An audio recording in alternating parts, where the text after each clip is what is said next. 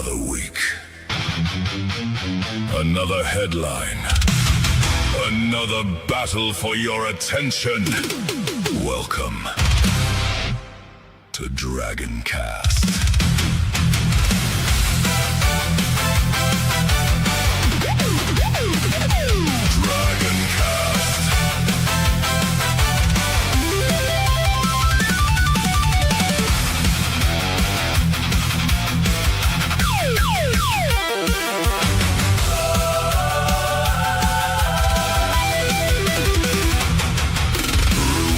Light speed, hot takes flood the screen. Everybody selling answers, yet the truth is more obscene. Careful, dragons hoard forbidden lore. We'll burn through the noise. Journalists frame the story, corporations lease the dream. Every promise, every patent, every receipt behind the scenes. Dragoncast will open your eyes. Dragoncast, worlds clash in endless collision. Dragon bytes, gaming news with fierce precision. Every fact laid on the table, every angle brought to light. The verdict belongs to every gamer. You decide what's wrong or right.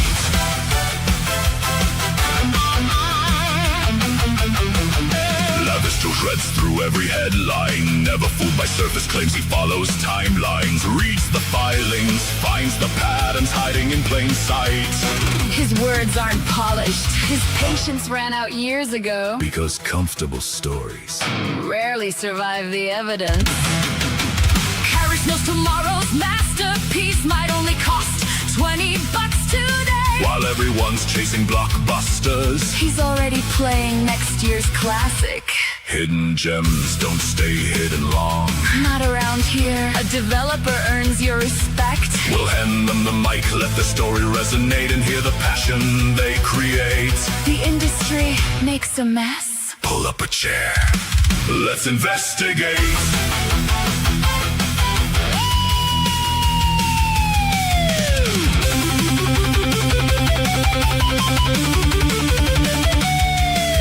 Dragon bites, cuts through the headlines. Roma Ardet watches empires fall. De Nouveau fails, keeps score for history. Gamer Cake celebrates the heroines. Designed without apology. Because the hobby's bigger than any argument, bigger than trends, bigger than outrage. When all the shouting fades away, the games are what remain. Before the trend, before the outrage, before the algorithm notice, yesterday's Dragon Bite becomes tomorrow's headline. Funny how that works. You heard it here first, folks.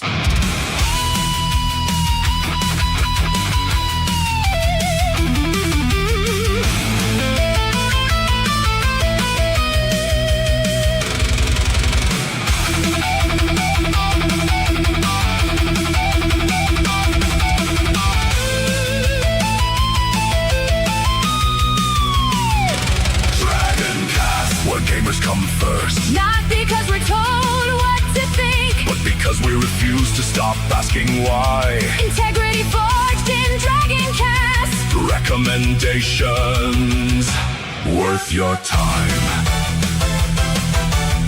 When others settle for the headline, we'll uncover the story. When others follow the narrative, we'll follow the evidence. Gaming with a dragon bite. This is Dragoncast.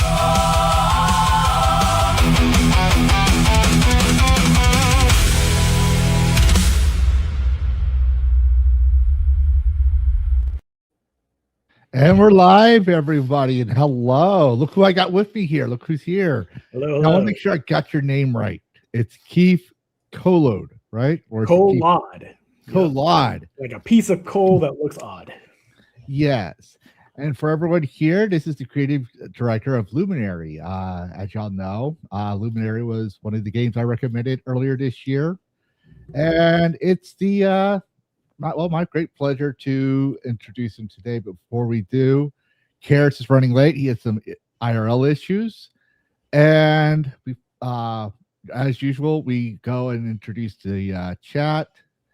But today we will not going to be doing Dragon Bites until after the interview. So if you want to hear the short news afterwards, it'll be after this interview because Keith has a very busy schedule.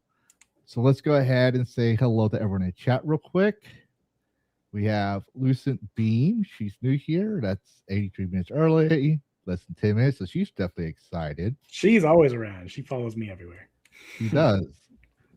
Okay. Then we have one of my mods, Sonia Lisette. Hello.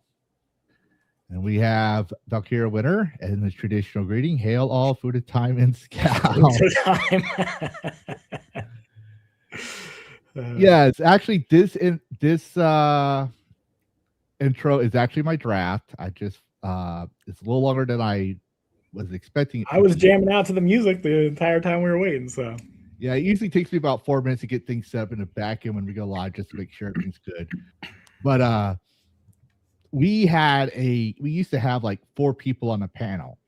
We've been doing this for probably a year and a half now. So they decided to leave because over time, I was like, I don't want to cover culture war. I said, I want to cover more games. That's my thing.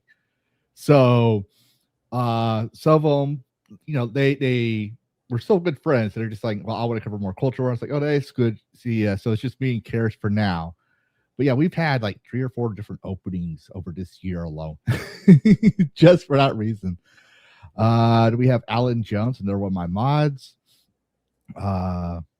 And he's already starting with the Steam page for Luminary. Thank you. See. Okay, I misplaced my contacts and glasses, so that looked a little different to me because it looked like a different profile. Before we go into the interview, it is August 1st. If I don't do this now, I'll forget, and then I'll have 610 subscribers ready to beat this Dragon for baseball. So I'm going to do that now so they don't come after me later. But as my viewers know, first time of the month, we get out on my end 10 free memberships. That's the maximum YouTube allows me. So congratulations to everyone who's subscribed, and thank you for your subscription.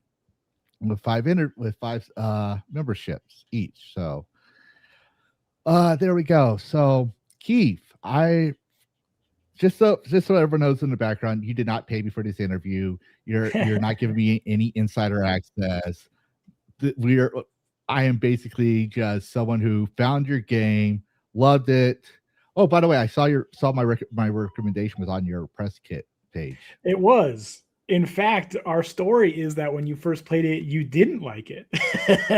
Well, I liked it. Right. I'll go with the story. Yeah, sure. I was disappointed because of some of the issues. And I think I told you in the background, I used to freelance with indies before. So some of my friends will tell you, I don't want to play a game with you because I'll just see the little thing that gets overlooked and it just drives me nuts. I'm the same way. I'm the same way with movies because I used to work in the film industry for so long. So it's really hard for me to watch a movie and not pick apart VFX stuff. Oh, being a veteran, I can't watch Iron Man. Yeah, the very first one. Because my ex-wife, she's like, why didn't you stop ruining movies like that? But he's dismounting. He's not supposed to dismount. Yeah. So I can imagine if you're like maybe seeing a boom mic somewhere, that one person that's not supposed to be on the set. Mm-hmm. Like, but yeah. So I saw your thing on the press kit and stuff. But for everyone who doesn't know, I recommended his game because at the end of our shows throughout the years, we always recommend a game at the end. We show a lot of games, but we have our own personal recommendations. And I said, this one makes me think of Fable. And this is before the Temu Fable thing came around. Yeah. I have wood. I was like, I want to play this game. I go and play the game next day. Was having problems. I gave my review. I said it had a lot of potential. And then you guys came in and responded. We talked on DMs. And that was really what got me very impressed with Refractive Entertainment, your companies. Y'all were y'all showed that y'all really cared. It wasn't just some slop game. Y'all were really caring what y'all were doing. And I ended up making a video saying about our conversation afterwards. So now we're interviewing you. So tell everybody who you are, because I pretty much talked for 5 minutes. Sure.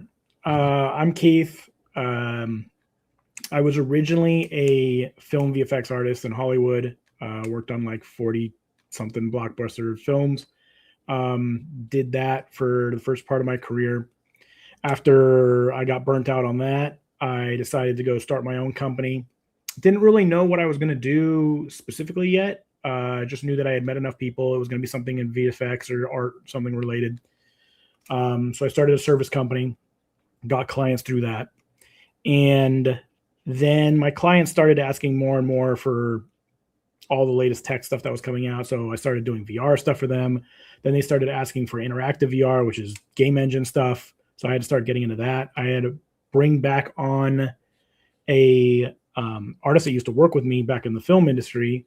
My partner, Matt, I brought him into my company because I was like, I don't know how to do half the coding shit that they're asking for. So how about this? How about you come in, handle all the coding stuff? I'll handle all the art stuff. And that's how we'll split things up. And so throughout working with clients, we would have time in between projects. And I really didn't want to lose Matt to another company.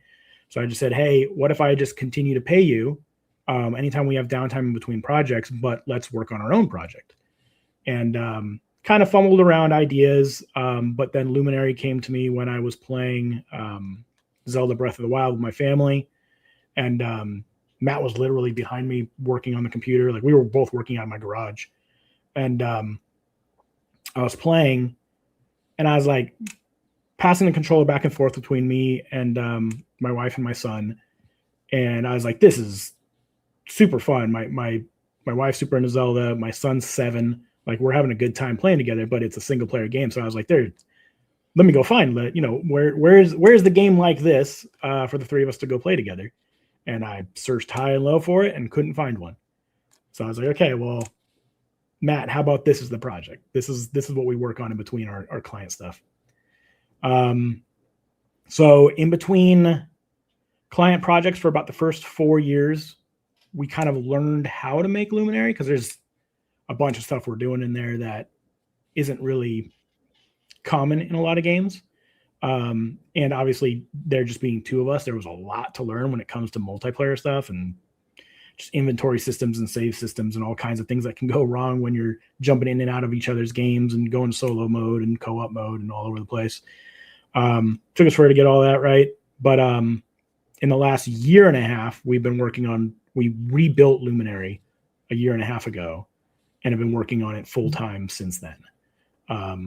So everything that you guys see in the early access that comes out in 10 days now, has been a 5.5 year long project, but really everything you see has been rebuilt from the last year and a half. Interesting. It's just 2 of you, right? It's just 2 of us. We brought in one guy for a couple weeks.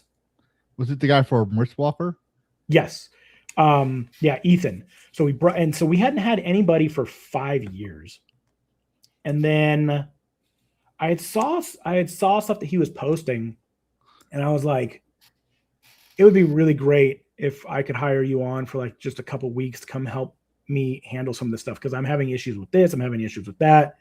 Can you help me figure out this color stuff? And yeah, he hopped in for a couple weeks, helped me kind of get what I was trying to do back on the right path. And then that was it. Now he's off on Dead House Sonata right now, helping them out. So he's working on his own game and then he kind of hops around and helps people out. But other than that, like couple weeks, yeah, it's just been the 2 of us.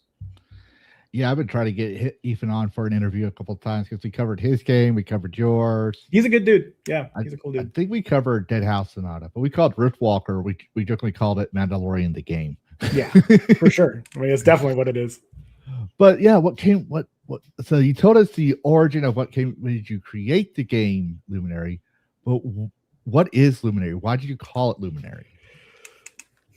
So Luminary, in a bunch of different languages, comes from Lumiere and other words that basically mean light. So the idea was, I had the gameplay in mind that I wanted to make. It was very much just wide scale open world. I needed a game that, as a dad, like, I don't have a lot of time. And when I do have time, I don't want to decide, oh, I'm really invested in my solo character I'm leveling, so I don't want to play with my friends tonight because I want to play my solo character and level them up. I needed a game that I could use the same character and the same progress, however I wanted that night. And so games were having issues with that. So I had all the gameplay in mind that I wanted. I'm not a big writer. I visually can show what I want to show, but I'm not really good at writing a bunch of lore and all that stuff. So I was like, I'm just going good and evil, light versus dark, right? Mm-hmm. Good guys are light. The evil is dark, and the darkness and the shadows. I even went that way with my color scheme, right? The luminaries are whitish yellow. The opposite side of that color wheel in color theory is darkish purple. So I went with Luminary because that means light. I knew that I knew that I wanted to do a traditional fantasy setting. I grew up in the 80s. I'm used to traditional fantasy. I wanted to get back to that. I've seen a lot of games not go that direction. And so I wanted to kind of get back to my roots. Yes. And to answer your question, Lucien, well, some people say because I'm purple, that means I'm bisexual because bisexual lighting. Some people say I'm evil.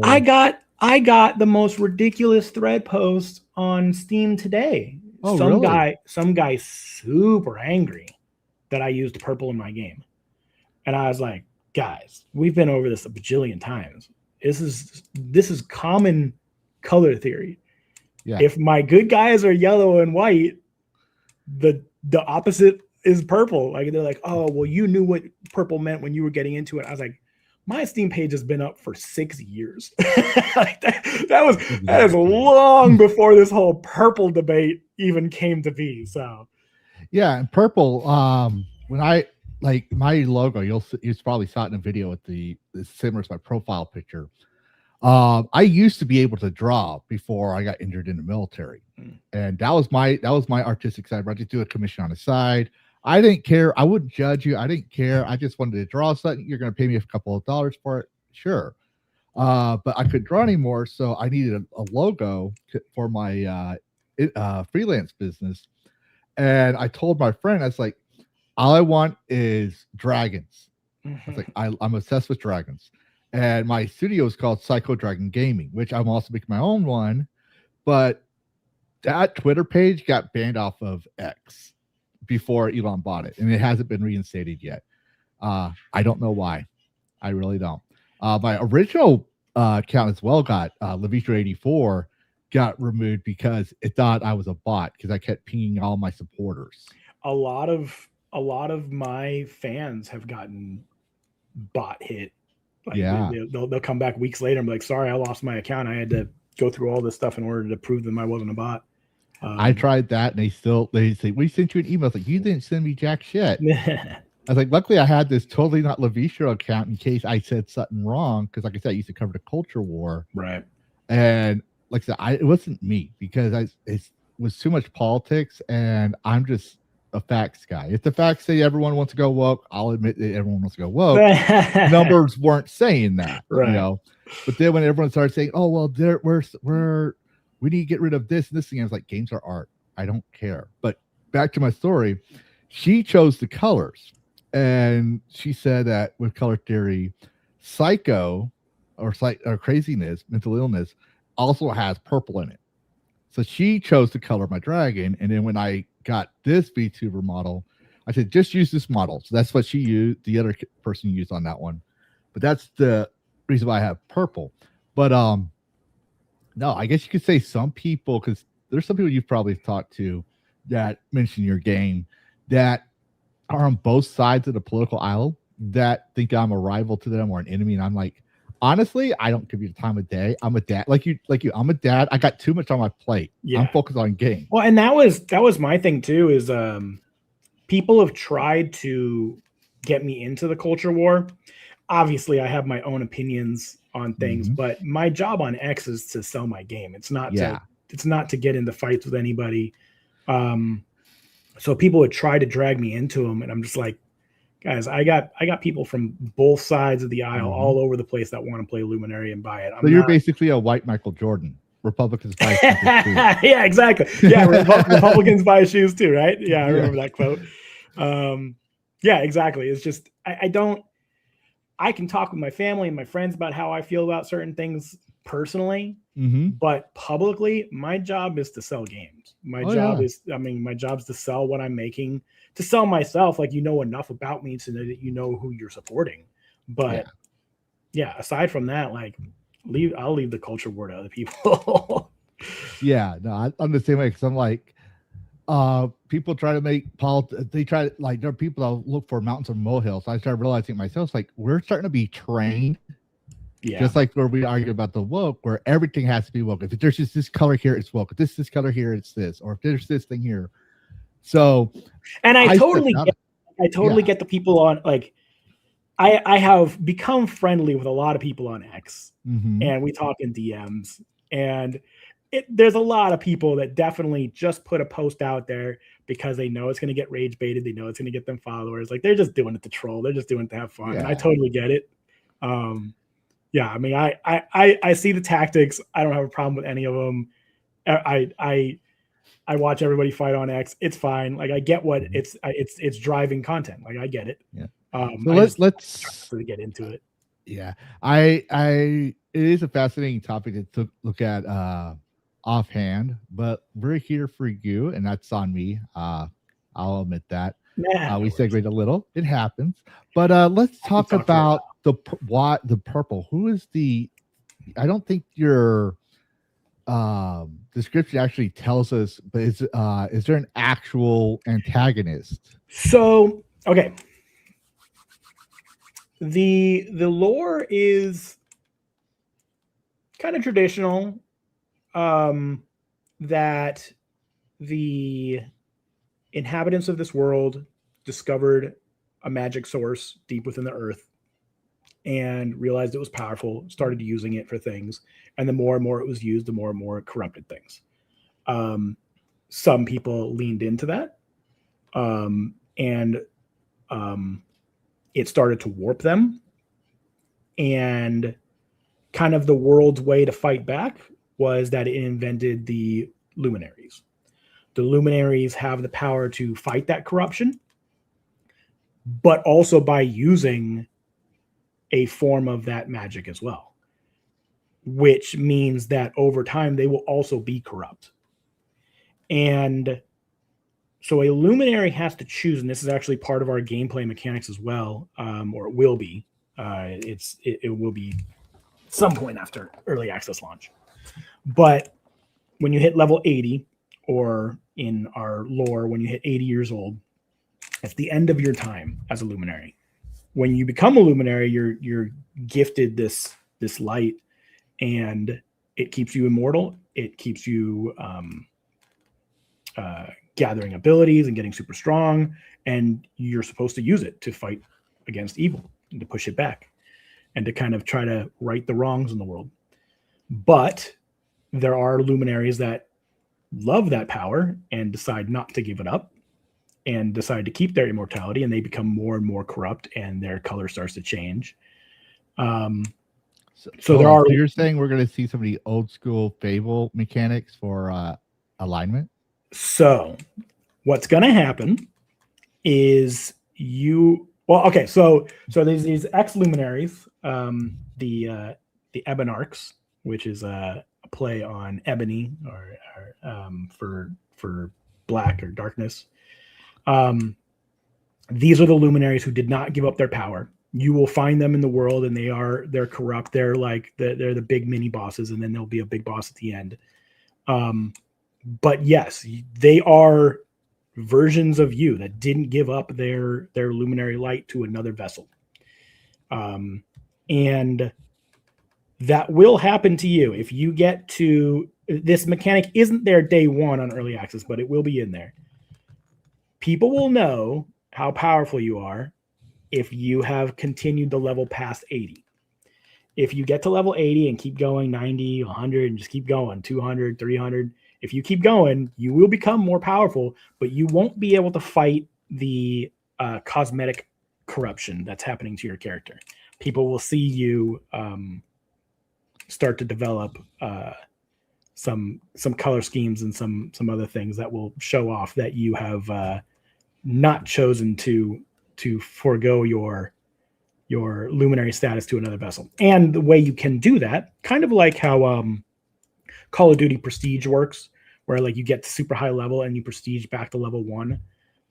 That'll happen here, that when you get to level 80, you'll be given the option to be reborn, take your luminary light and put it into another new character.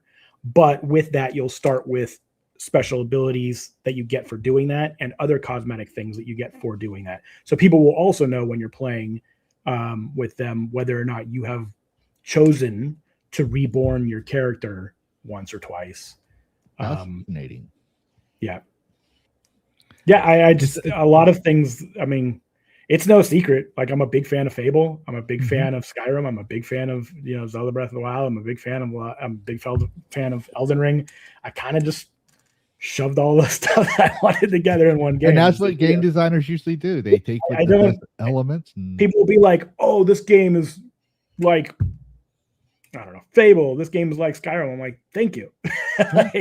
like these games. I saw a lot of the mechanics from Skyrim in there. I was kind of happy about that. Yeah, absolutely. Like I'm a huge Fable and Elder Scrolls fan. I won't lie.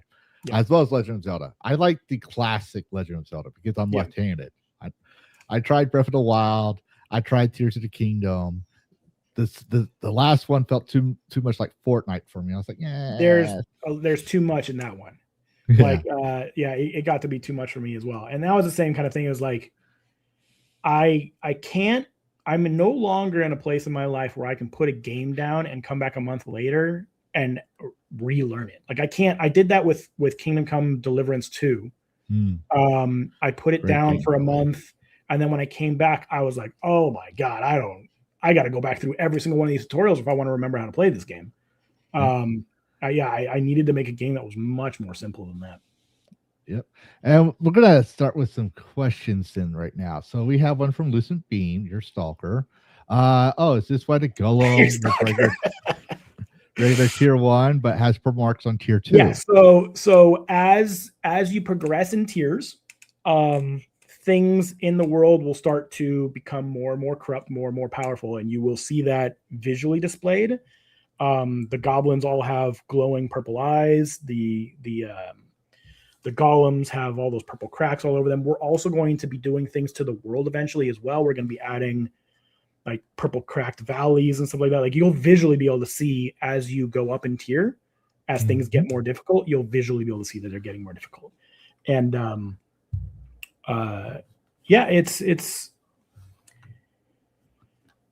I have a vision of how all these things will work. We have them implemented in small ways already, so I just need to expand on a lot of that stuff. I'm not sure how much additional gameplay I'll do per tier, because I don't want people that can't get to that tier to lose out on it. So let's say like I made like a bunch of like floating islands that only show up in tier 3, tier 4. People that aren't good enough to get past tier 2 would never experience that. So I'll have to find a way to make sure that I balance that for everybody to make it as rewarding to go to tier 3 and 4, but not alienate content away from people that only play tier 1 and 2, if that makes sense. Yes. Okay. Before we continue, I do want to go back up with this one. Vet Gamer with Chiefus, who was a former panelist here, said he got Luminary Wishlist and been following it for a while. Nice. And then we have, scrolling back down, Valkyria Winter says, so I can be the end boss myself. Nice, evil time it is. That was one thing. So sorry. I was going to say, like, not only can that happen, well, you'll start to kind of look like that, but we do want to add. I'll probably just limit it to like arena battles where you can duel your friends. Like, you guys can both accept a duel in a specific area and fight each other. But by no means like will we be PvP game or anything like that. It'll just be for like fun. Oh, nice. But yeah, that's one thing I was wondering. It's like, is there a chance that I could choose to be evil? I like RPGs that let me have that. We've had a bunch of people request it for sure. Yeah, and so I'm like, definitely want to have options for that. Or at least look that way. You'll still have the same quest lines, but I will say, you got to worry about scope, obviously, right?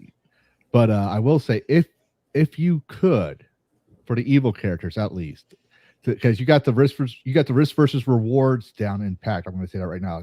If you go prestige, you lose all that experience, but at least you get some special abilities. So there's that reward for doing so. Mm-hmm. I would suggest, like, maybe if you continue going on 80 plus, a new school of magic where you use the corruption to do necromancy. We definitely want to get necromancy in there. Yes. I don't know that I'll limit it to level 80 because I know people really love it, and I know that people will want to play it earlier than that.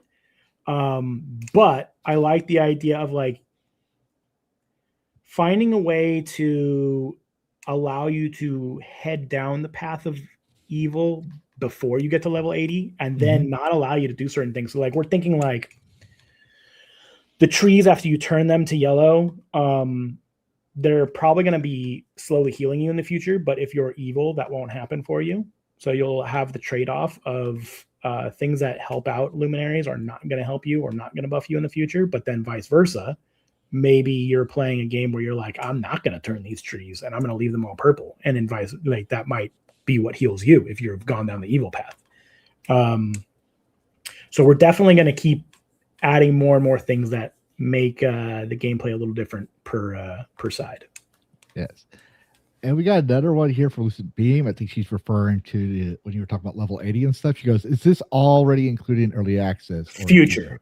So Lucent played our play test. Most of what our play test was in is mostly what's going to be there day one in early access. We'll have a roadmap kind of what we plan to add each month written out. The roadmap, let me pull it up real quick. I have like a rough idea of it.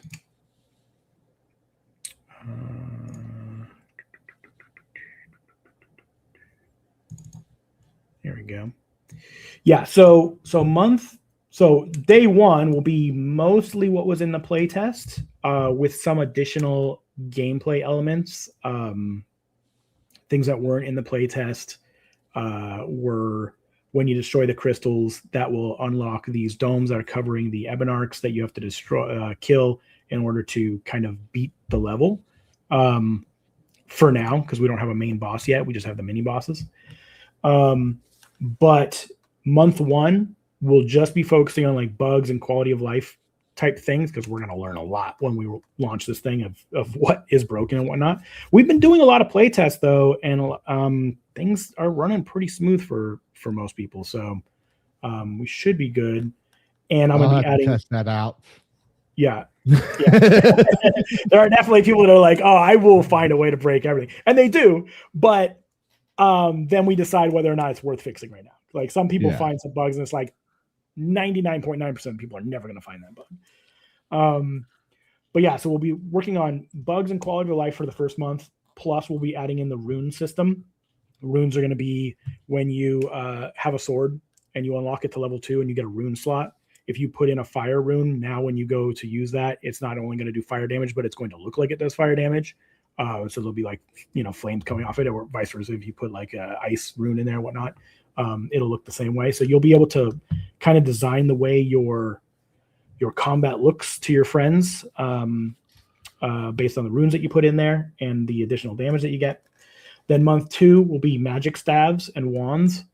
We have a mana bar in there right now just to let people know that magic is coming, but we don't have the magic in there yet. That'll be month 2. Month 3 will be more melee weapons, because every melee weapon type, or every weapon type, has its own animation sets, its own combos, and its own ability. So they definitely take a lot of time to add each one. That'll be month 3. Month 4 will be more abilities for all those weapons, plus Luminary abilities, and the fights for the mini bosses throughout the world, the Ebonarchs. Right now they'll be in there for you to kill, but they're not going to be a fun boss battle. They're just going to be there just so that you can see that eventually this guy will have, cool fights to deal with. Month 5, right. New armor system, and then month 6 is the final boss. All right. Now, one person's asking the question, which is the title of this episode, and also, to be fair, I first heard it from you. So I was the one who made the term Temu Fable. Yes. So I had heard, I think somebody called us Temu Enshrouded one time, or wish list. What was it? It might have been the other one that's not Temu, but there's the other one. I forget what it is called. Yeah. But I made a post that I knew was going to get some heat. And so I preempted their attack by calling myself it first. So I knew, this was, okay, Fable had gotten delayed. And so I then said, I wanted to make a post because we're very much like Fable. I wanted to say, I know you're sad that Fable got pushed back, but why don't you try Temu Fable? Because I knew that if I said, why don't you try our game that's like Fable, somebody's going to come in there and talk shit about it. This looks nothing like Fable, more like Temu Fable, right? So I was like, let me preempt their strike by calling business moves. Yeah. It became a meme, which was catchy for you. So that's where it came from. Yeah. And then another term that pisses a lot of people off is when I say cozy Souls-like, which, I mean, when you play it, it feels that way, but people do not like the words cozy and Souls-like put together. It pisses a lot of people off. Yeah. But hey, controversy sells. When people get pissed off, like, don't play this game. And what do actual gamers do? We go play the game. Right. Marketing 101. People, every time I do posts like that, they get the biggest reach. And I'm not doing it by culture war or anything like that. I'm just doing it by kind of just having fun, poking fun of myself and coming up with crazy terms and stuff. And run with it. Yeah. We got one from Val. This is a good one as well. I know it's early, but are you okay with mods for your game? 100%. So I've been asked if we will be doing the Steam Workshop stuff, and I don't know what goes into that. I don't know that we'll have.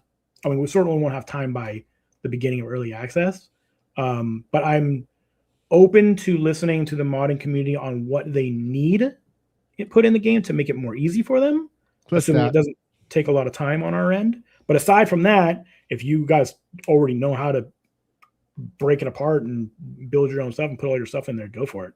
I'm a firm believer that when you own a game, it's your game. Have fun with it however you want. You just saved me a question. That's getting clipped. Yeah. Anything that can be used against you in a court of public opinion will be. But actually, I think you're gonna get. I think that clip right there will help you out a lot. Because I don't understand why we as an industry got away from that. Corporations. I'll be perfectly simple about the political term. But so what? What's the drawback? More people buy your game so that they can play. It's basically licensing control.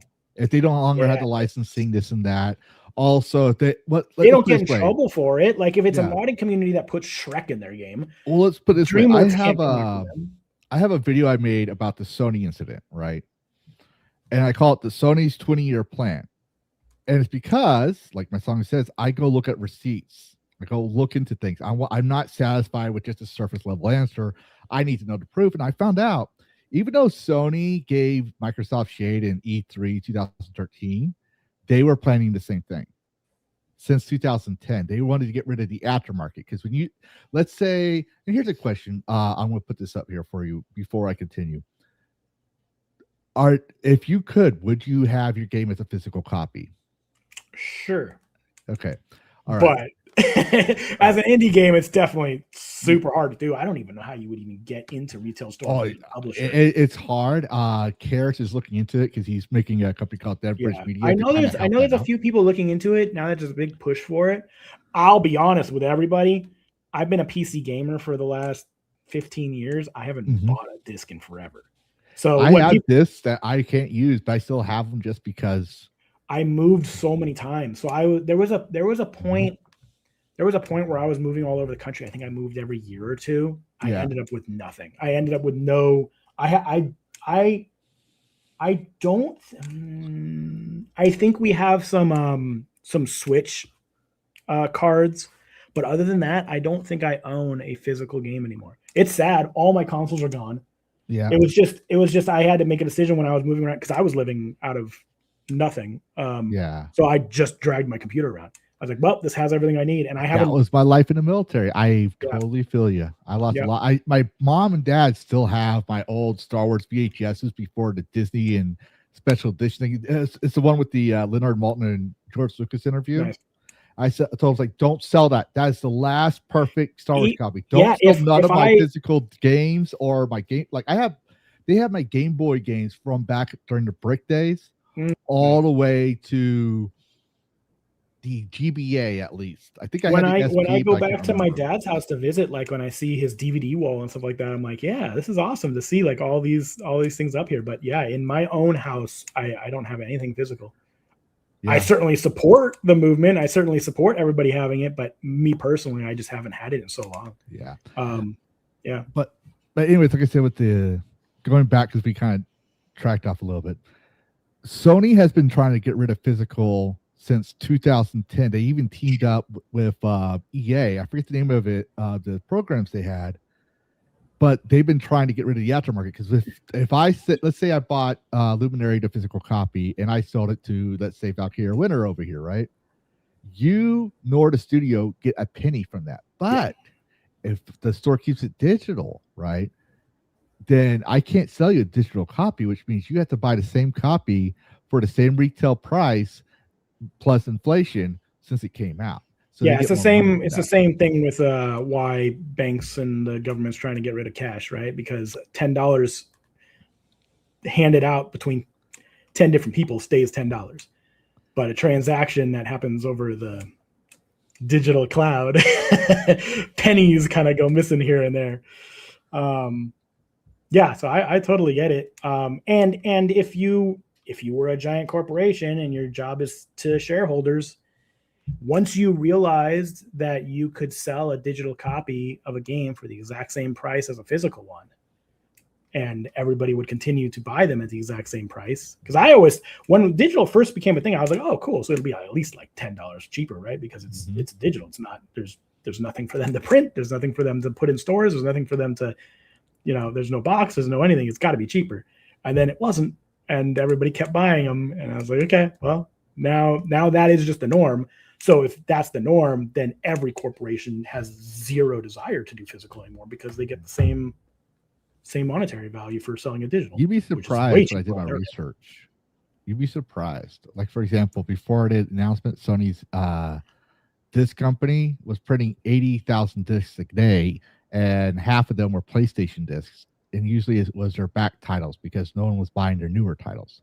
Right. But moving on, Valkyrie Winter, he likes playing evil characters here, but he goes, if evil, can I eat people? Just asking for a friend. I don't think I have anything in there for eating people, but we can definitely look into it. I'm not sure what we would. If you played,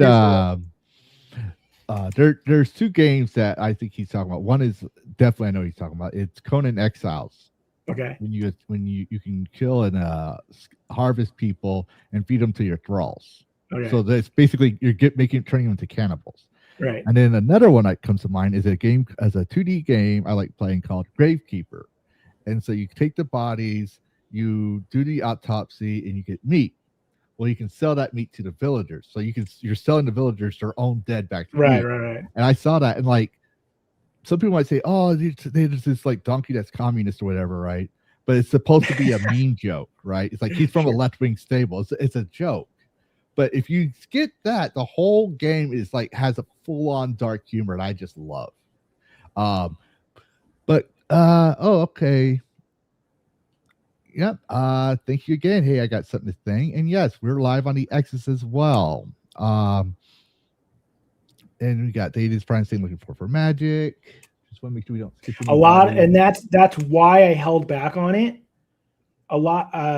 We were pretty close to having it in day one, but I know people are really looking forward to it and have expectations to it. I really want to put another month or two into just magic and really make sure that I get that feeling good. Mm-hmm. That's another one. Oh, we got Tim Hayes. Oh, we got the real Tomby as well, another good friend of the channel. But yes, so I noticed that your characters, male and female, well, this is 2026. We can't, shame anybody. But your characters are stunning. Thank you. So especially like your female archer here. And thank you again for giving me your background of the volcano. I was trying different screenshots I did and some screenshots from the Steam page. I had like 17 different thumbnails, and I wanted to capture this because I knew the lore about, the purple and this light and the luminary and all that stuff. But I wanted to showcase that in the thumbnail. But I noticed that your characters, especially your female characters, are stunning. So what engine do you use? Unreal Engine 5. Oh, really? Mm-hmm. I'm going to make a snarky remark here, but I heard that Unreal Engine 5 doesn't make beautiful characters, yet you managed to. Where do you? I've heard a bunch of things. I've heard Unreal Engine can't. I've heard it can't make things look good. I've heard it runs completely unoptimized, and nobody can get any game to actually run efficiently, especially not with an open world one. And yet, we've been praised multiple times with how well our game runs, especially for being a 2-person team without a team dedicated to optimization. So I think almost like if you just later versions were optimized, but yeah, there was a lot of reports, and I used to work with Unreal Engine 5 all the way up to Engine 5.3. I think it was the last time I had a commission project for it, and yeah, it was unoptimized as fuck.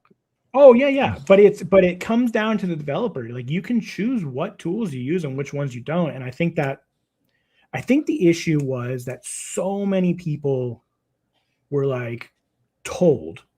I believe that they went on the assumption that all of the new tools that were coming in Unreal, they were told that it was like plug and play. Turn this on, turn that on, turn that on. Your game will look amazing, run amazing. You don't have to lift a finger, right? And developers went into it with that mindset and just started turning everything on. And didn't do performance tests. I mean, because they were probably all running on gigantic, rigs, and just didn't focus on it. And I knew that we're a co-op game. I would design it differently if I was doing a single player game. But because we're a co-op game, you have to assume that there's going to be somebody in that group that has a lower rig than everybody else. And you have to find a way to make sure they all play together. It needs to run well. So we really focused. I mean, as until probably a year ago, I will not add anything into my game without watching the FPS counter in my top right-hand corner. So as I add something to the world, I watch it. And if it goes down more than I expect it to, I dig into that asset before I put it into the world, and I make sure that I fix it before putting it in. Or if I can't fix it, I get rid of it. Sorry, it's not going in the game. So I will not design things based on looks alone. I have to make sure that it runs efficiently, and I have a benchmark that I'm trying to hit. And if that benchmark isn't hit, then it doesn't go in the game. And I've been doing that for the last year for every single thing that goes into the map. Yes. Now, I will say I recognize, because like I said, I also am a fellow UE 4 to 5 dev as well. I've read, like, even with Power World, I've recognized assets from the marketplace. Sure. You said assets. So what parts of your game was originally y'all's? Did y'all make anything of y'all's yourselves, or?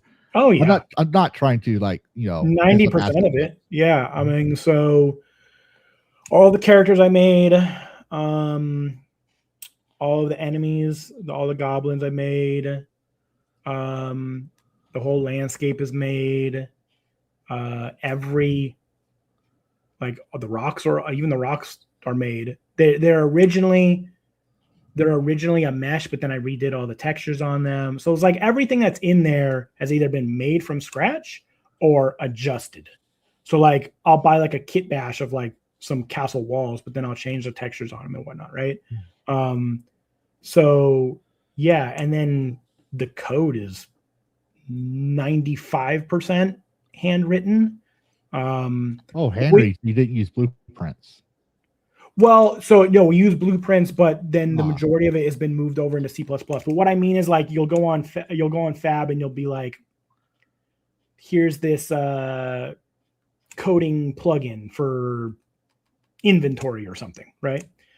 We'll grab that so we can look through it basically. And then we go, okay, we see what they're doing here, but in order for it to work for our game, we need to have this, that, and the other. So we'll rewrite it. So we'll get ideas from assets and whatnot, just like we do with the models, where it's like we might get the base mesh, but then I might throw it in ZBrush and like fix some things, kit bash things together, redo textures. We kind of do the same things with the code, where like we'll get a plugin, we'll look at how they did it, and then be like, okay, now for our game, we need to rewrite it in C++ over here. So yeah, I mean, it's kind of, I think we've probably done it the fastest way we possibly can without using AI. That's probably, I think with two people, because obviously if we went the AI route, we could have it make all kinds of shit for us. Yeah, you'd have also a big controversy with that. Would be exactly, and that was the thing. Like, yeah, and it was. We also started Luminary long before AI was even a thing, right? We started it 5-6 years ago, so it was going to be way too hard to even introduce it, and it's just way too big of a controversy right now to even deal with it in the gaming industry. And again, culture war type stuff. I don't care if people use AI; it doesn't bother me. But I just knew for us that we were staying away from it.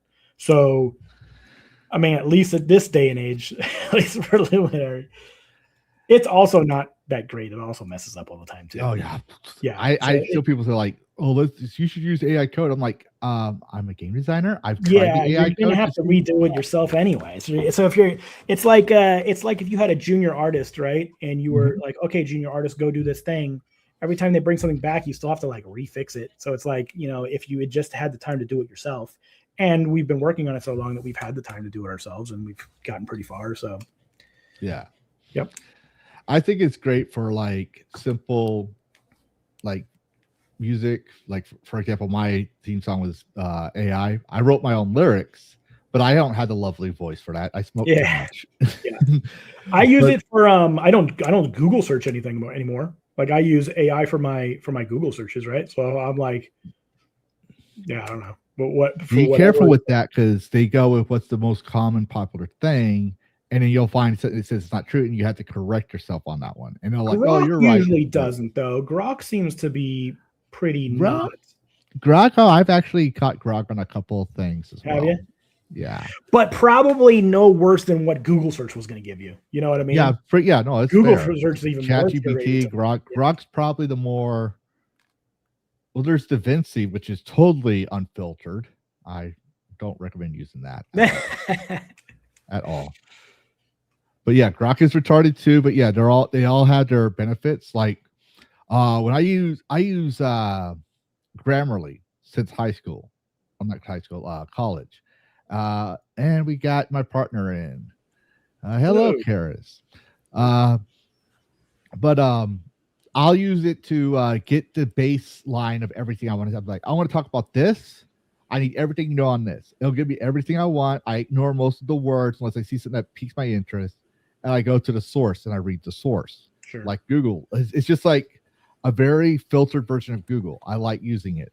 I also use it for my music. I'll use it sometimes for my artwork, or like my thumbnail artwork. Sometimes if I don't have something. But as far as replacing humans, however, I'm like, there are some things you still need human info. I don't want to talk to customer service and it be AI. And then you have Understand it. certain devs or I certain CEOs. I went to a drive-through and it was an AI voice, and I just drove away. Yeah. I was like, I'm not trying to figure out this order. Just make sure you don't work for Crafton, because you're going to get screwed over, because the CEO thought that he could use ChatGPT as a free lawyer. And, well, we all know how what happened with that. Yeah. Would you like to try the special today? Yeah. No one talks like that. Fast I was trying to I don't want pickles. I don't want pickles. It's just How many pickles would you like? Zero pickles. No means zero. Okay. Now, for everyone who's noticing, who's new here, this is Karis Gaming of Karis Gaming and Dead Bridge Media, his new company where he's trying to help indie developers. Well, I'll let you say that part out, Karis. Helping them grow. Yeah. Consulting them, testing games for them. I'm actually working with 2 Pillars Gaming right now, doing play tests and giving them a little encouragement to go to GOG, which they'd never actually considered before. Yeah. It's definitely been requested for us. I know that it'll take us some time to figure it out, because I know that if I really wanted to go that route, I would need to ditch the Steam Friends network, because that's what we use to connect everybody for multiplayer right now. So it would take development time in order to do it. But I definitely know people have asked for it. We'll keep an eye out for your tweets. You let us know that you're on GOG, and you'll be on the next Dragon Bites, where we'll say. I think somebody made a. I didn't even know how any of this worked, but somebody made. I guess there's a thing where you can put a title of a game, and people can vote on it to. Yes. And I don't know how many. It's the adoption system for how GOG goes basically after the next set of rights to acquire to put in their ecosystem, and they let people vote, and whatever reaches the top, they're like, all right, we're going with this game. And then I think that's what led to them reaching out to Capcom to try and get the Resident Evil series, which led to the discovery of, there was an interview that one of the GOG reps did, and they said, you wouldn't believe how much we had to fight to get the original RE rights, because one of the executives said, why would people want the originals? The remakes are superior, and that blew up all over the internet. So GOG is getting in some interesting territory. Yes, GOG is definitely revolutionizing the aftermarket preservation, which I will say, because we talked about before, it just brings an interesting point here. It just tells you even Capcom, basically all AAA, does not like the aftermarket. They want you to buy the remakes. But since I know we agreed to an hour, but since he just got here, you don't mind if he asks you a few questions? I'm fine. Yeah, let's do it. Oh, and I'm supposed to have questions? Damn it. I thought you had a couple, you said. I want to make sure you get I had a couple, but that was before I was up for 24 hours straight. Flying all over the country. I'm in no rush. We can. I I'll thought be right back. Someone's at my door. Okay. So when I did my playthrough of it, I hilariously chose the gimpiest outfit along with the most fairest looking character. Sure. So I suppose how vast would you say the outfit customization will go in the game? So I have a roadmap, and by month 5, I want to completely redo how all the armor works. So right now, our outfits are in there. They don't really serve a whole lot of purpose other than cosmetic right now. Which that's fine. But the goal is to basically do what Crimson Desert has, where you'll be able to get an armor set. I need to go in and I need to designate every part of the armor set to a specific material ID, so that you'll be able to then color and change the materials per area on the armor set.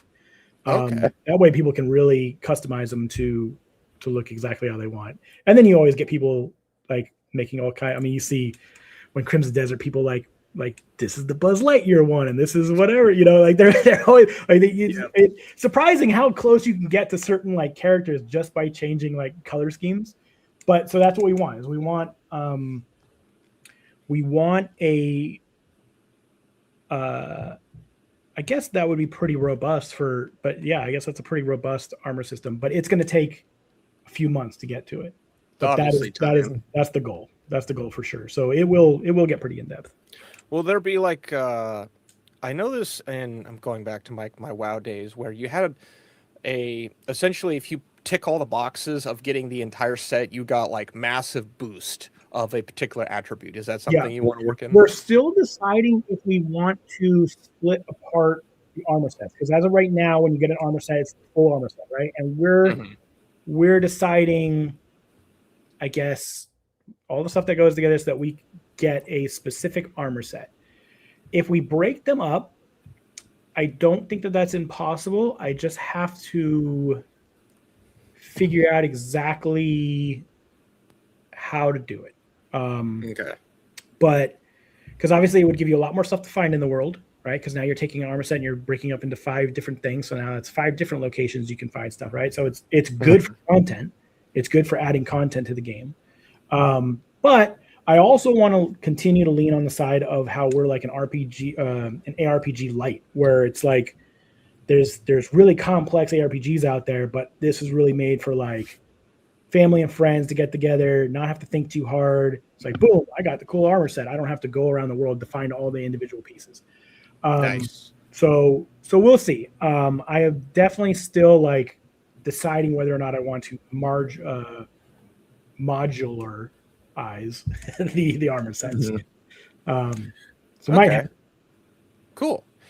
And then the only other question I had, because I tend to drift into bow and arrow or crossbow. That's go like I was originally hunter in WoW. I know that, or at least it seems like right now you pretty much have your traditional, like with distance you get your arrow drop. Are you going to incorporate wind disruption at any point? Throw like where wind, depending on how much wind is in the world, that will throw off the speed of your arrow potentially. Definitely could. Definitely could. That, I don't know if that would be needed, but it's like it's a question that I have because I've seen it in other games. Well, I know that what we are going to have is as you level up in the bow, your arrow speed will increase. So that will change the distance that you can shoot before arrow drop becomes a real issue. It'll also change how much you have to lead a character, right? So if I'm tracking goblins and they're running left and right, I have to lead them a lot further at level 1 than I do at like level 20 bow, because the arrow speed is going to be going a lot faster. So we're going to have that. There probably is going to be the point where you get to an arrow speed where wind is not even going to matter. So wind would probably only matter for the first few levels, so it's probably not worth doing. But yeah, I definitely can take it into consideration to see if that's how we want to like make certain things less accurate at distance. I like that, the idea that as you level, like not just because you're leveling up, but also like as archers know, like your dexterity and your power gets your ability to redraw the next arrow should be faster because you're getting better, right? And so because your arrow speed is getting faster, your reload speed is going to be faster. So that'll go up. We have headshot damage, so that's how you get your crits for that. So like for melee, it's percentage based, but for bow, it's accuracy based. So if you get those headshots, you'll get crit damage, and that's the big drawback of like. I always want to make sure that it's as easy for a new player to play as rewarding as it is for a hardcore player to play. So for newer players that need to lock on, they can just lock on the enemy and just start, raining down arrows into their chest, right? But they're not getting headshot damage by doing that. So if you're a better player that is only using free aim and aims specifically for the head, you're going to take the additional time to get better at that skill and in return get more damage out of it. That is very cool. So it's it's 2 different experiences. Like my wife can use the bow and I can use the bow. I'm going to use it entirely differently than she is. I'll get more damage if I'm better with it, or I might miss more shots than she does because she's locked on, right? So Yeah. Yeah. So your class system is more of create your own class. yeah, we have no classes. It's just whatever weapon you want to use. So I could be a sword swinging spellcaster, and I'd be okay with you in your game. Yes. I'm gonna make So, I'm gonna make an evil Gandalf. Yeah, so we will have offhand magic specific things. So we'll have we'll have a magic glove that if you're wearing that on your left hand and you put a fire rune in that, you'll be able to throw fire magic. If you put ice into that rune or into that glove, you'll be able to throw ice magic, but that'll be your offhand, right? So instead of having a shield, you'll be casting magic with your left hand while having a sword in your right hand, right? Or spec entirely into magic and use like a two-handed staff where you're just full magic. Yeah, it'll all be based off of the weapon type. And then we'll have single-handed magic primary for like wands and stuff like that in the right hand. So let's say you wanted to have a wand in your right hand and then a shield in your left hand, right? So it's really just based on what you are equipping. And because we have a quick radial wheel swap, and by just clicking the radial wheel swap button, it'll always go back to your previous weapon. So typically you'll have just two weapon types that you switch back and forth between really quickly. But then you'll also be able to use the radial wheel to go to like, weapon 3, weapon 4, if you need to. But yeah, that way you're really between quick weapon swapping, you're kind of really making your own class that can do whatever you want. So you really do want to, as Levistra put it, basically make like a buff Gandalf in some cases if the person wants to like sword, but also be badass with a wand. Whereas like in a lot of past games, you had sacrifice. Like if you wanted to do barbarian, you were not going to be a good spellcaster. That was just sure. Yeah. Well, and that's why we split. That's why we split luminary level and weapon skill level separately, because I cannot. If I get to level 20 luminary and I don't spec a single point into mana or health or range damage or melee damage, if I don't spec a single point, I'm still just based off the weapons that I use, am leveling those up and unlocking abilities for them, right? So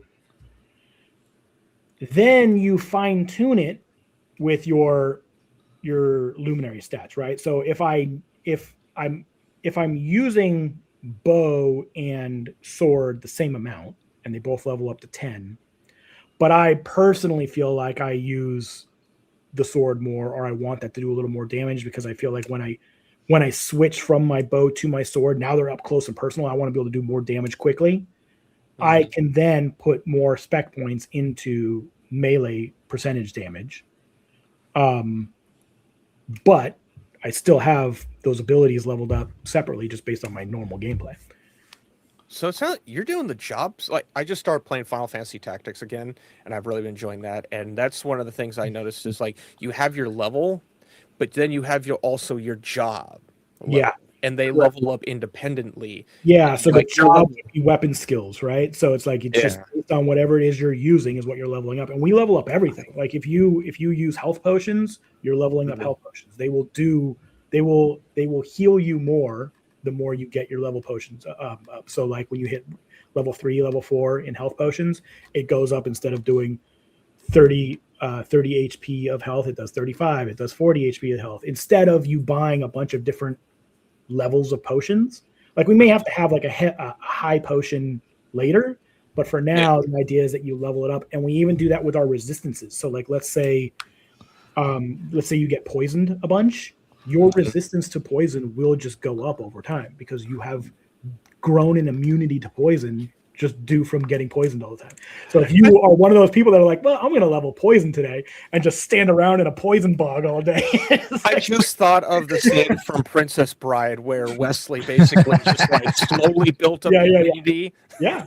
Well, and that's the idea, cool. Right? It's like, because that is how things work. And I was like, wouldn't that be cool if instead of me deciding, well, I'm going to fight this fire dragon, so I better build up my resistance to fire, right? Mhm. Wouldn't it be cool if everything else levels up automatically just by doing it? Wouldn't it be cool if you leveled up your fire resistance just due to getting burned all the time? Yeah, you're in the natural course of the human body, like you're just creating a callus of something. The more you do it, Exactly. it's like Exactly. people that work with their hands, they build up a callus to where People you who can't live even in the punch north. it. People who live in the Yeah. north are better at dealing with the cold than I am, right? It's like Yep. they have a better natural cold immunity than I do. So They're it's like, I feel like acclimatized to it. yeah, exactly. So that's how you should, because everything in our game you level by doing.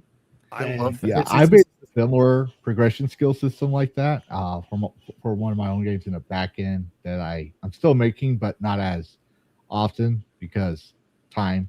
But I can only imagine the amount of math and coding and scaling you had to do for each individual thing. Because It You is said, for like, and there's definitely going to be a lot of learning when early access comes out, and they're like, I leveled up potions to 100. I'm unstoppable now.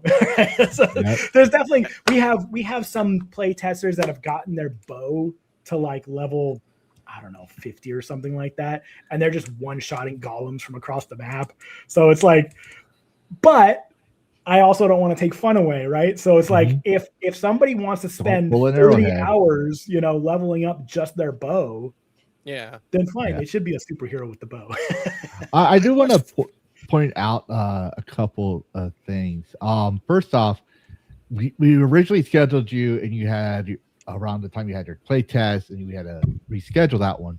But you recently put out a post not too long ago saying that if you reached a certain tier of wish list, you would reduce the price. What is that price at sitting at right now in your wish list, if you don't mind me asking? We are at 70,000 wish lists. So probably, well, it's hard to tell because Steam does some crazy stuff the week leading into your launch. Like they might put me on popular upcoming. I might get 100,000 wish lists in a day, or I might not hit any of those lists and not get anything additional. So I really have no way of knowing what's going to happen between now and the next 10 days. Obviously, we're getting a lot of wish lists right now, but that got us, I think when I made that post, we were at 50,000 wish lists, and that was like 2 weeks ago. So 2 weeks later, we're at 70,000. I don't think we're going to hit 100,000 but leading into that final week, sometimes things boost. So we might hit 100,000. I don't think we'll hit 150 before launch. So yeah, so I think I had it at 10% and 12% and 15% and 17%. So I think we'll probably hit 12% off maybe. Yeah, it's just a fun thing to do. I saw another game do it. I was like, oh, that sounds fun. I want to do that. That's a real good form of engagement because it forces people to actually get involved. And wish listing something, it's like liking a video. Like, oh, it's so difficult. No, it's not actually. Yeah. I got something on my wish list that's not crazy. It's not even funny anymore. And usually it's because it's either something I'm interested in, or my wish list also serves as I'm going to cover this in my gaming milestones or upcoming games. So I need the link to the Steam thing, because a lot of those people that share it don't share the links. So I make sure, like, especially when you were in here, we share it when you had your milestones, or you had a tweet that we were covering. Because you remember one time you kept posting so much about yourself, like, you need to stop tweeting because I can't. People are going to think I'm a fanboy of yours because I was covering, because we were doing, like I showed you, we were doing little gaming milestones and cutting up into shorts to kind of help broadcast you out. And I appreciate it. One of the things we tried to do, and I stopped it now, is because we still do it for the chat, right? But when we do Dragon Bites and gaming milestones and game updates, stuff like that, where we cover short games and tweets, we show the links, and I would also put them in the chat or the comments of my shorts. And then one day, and it's not pinned on my profile, one day I showed a Pip-Boy replica, and they flagged me for counterfeit. I was like, that's an official licensed product on an official licensed site in Japan. It's like, and they still won't listen to me. So I was like, okay, whatever. But I did want to ask one more question. Just popped in my head. We went past it real quick. But your goblins. Yes. I like your goblins. They're and goofy. The reason being is I want to know, how did you come up with the sound for them? Because it reminds me of like a drunken or a Smurf with a cold. Because every time you get a da da da da, I'm still thinking, sing a happy song. I looked for a bunch of different sounds. I did some of the weird sounds myself. I just wanted them to feel, because they're our lowest level, kind of like, they're not our lowest level enemy entirely, like those animals and stuff like that, but there are our lowest level ones that you see like a bunch of, and I just wanted them to not feel that threatening. They can be threatening if you get in a group with them and there's 3 or 4 of them around you and they're all clubbing you at the same time, you'll die real fast. But if you deal with one at a time, like, they're goofy, they run around. I want to do some more animations where they trip over each other and stuff. Like, they're not smart. They're supposed to be goofy and whimsical. They remind me a lot of, I call them the Covenant children from Halo. It just sounds like children. Then you hear explosions and your brain kind of sounds weird. But with the goblins, you just don't care. Yeah.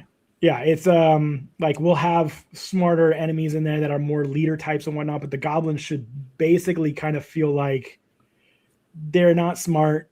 They see something, they run at it, they hit at it, they eat it, they collect shiny things. There's not a whole lot of thought process going in with them. So they should feel whimsical and dumb and just fun. Nice. And how excited are you for your launch date? We're getting close to the end of the interview. Excited is the wrong word. I can say I'm excited. It's so weird. It's surreal because I've been working on it for so long.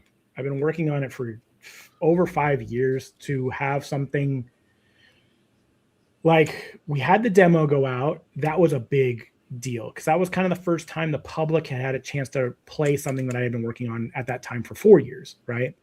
Now we're at 5.5 years. This is the first time the public can buy something that I'm making. And that is a surreal feeling. It's also, I'll never do early access again in the future. Like, it's so weird to me to, like, because I'm a perfectionist.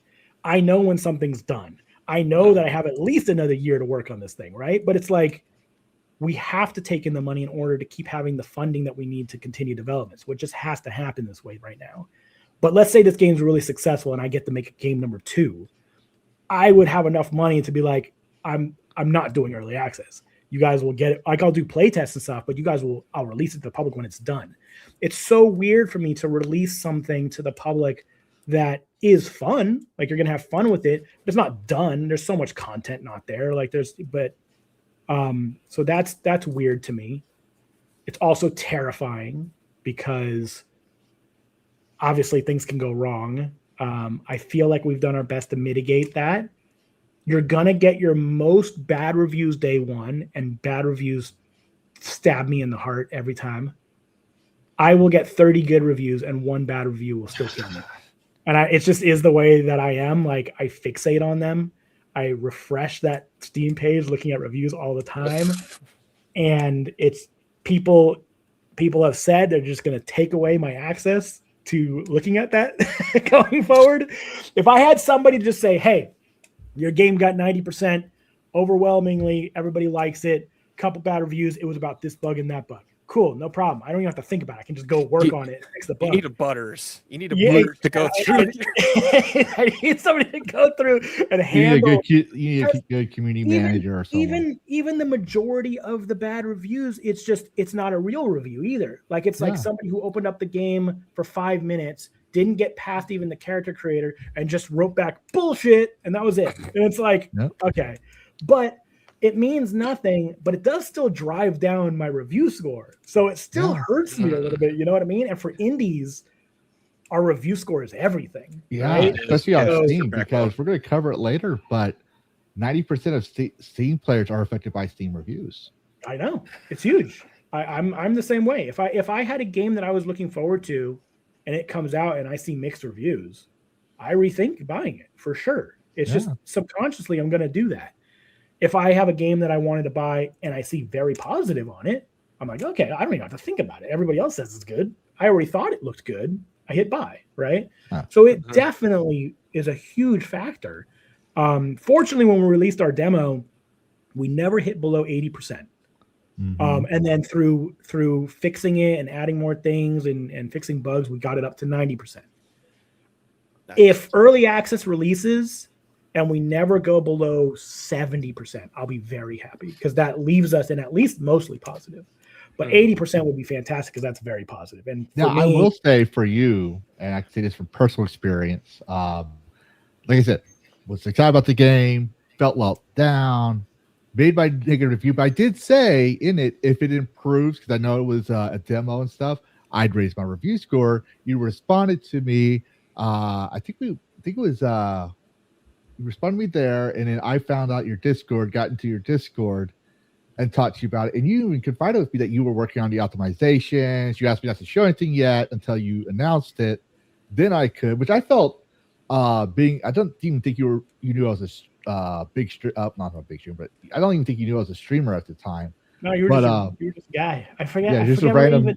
Where did I even see your? I don't even. Was it a review? It was a review. Yeah. It was your review. Yeah, it was your Steam review, and I reached out to you. I have reached out.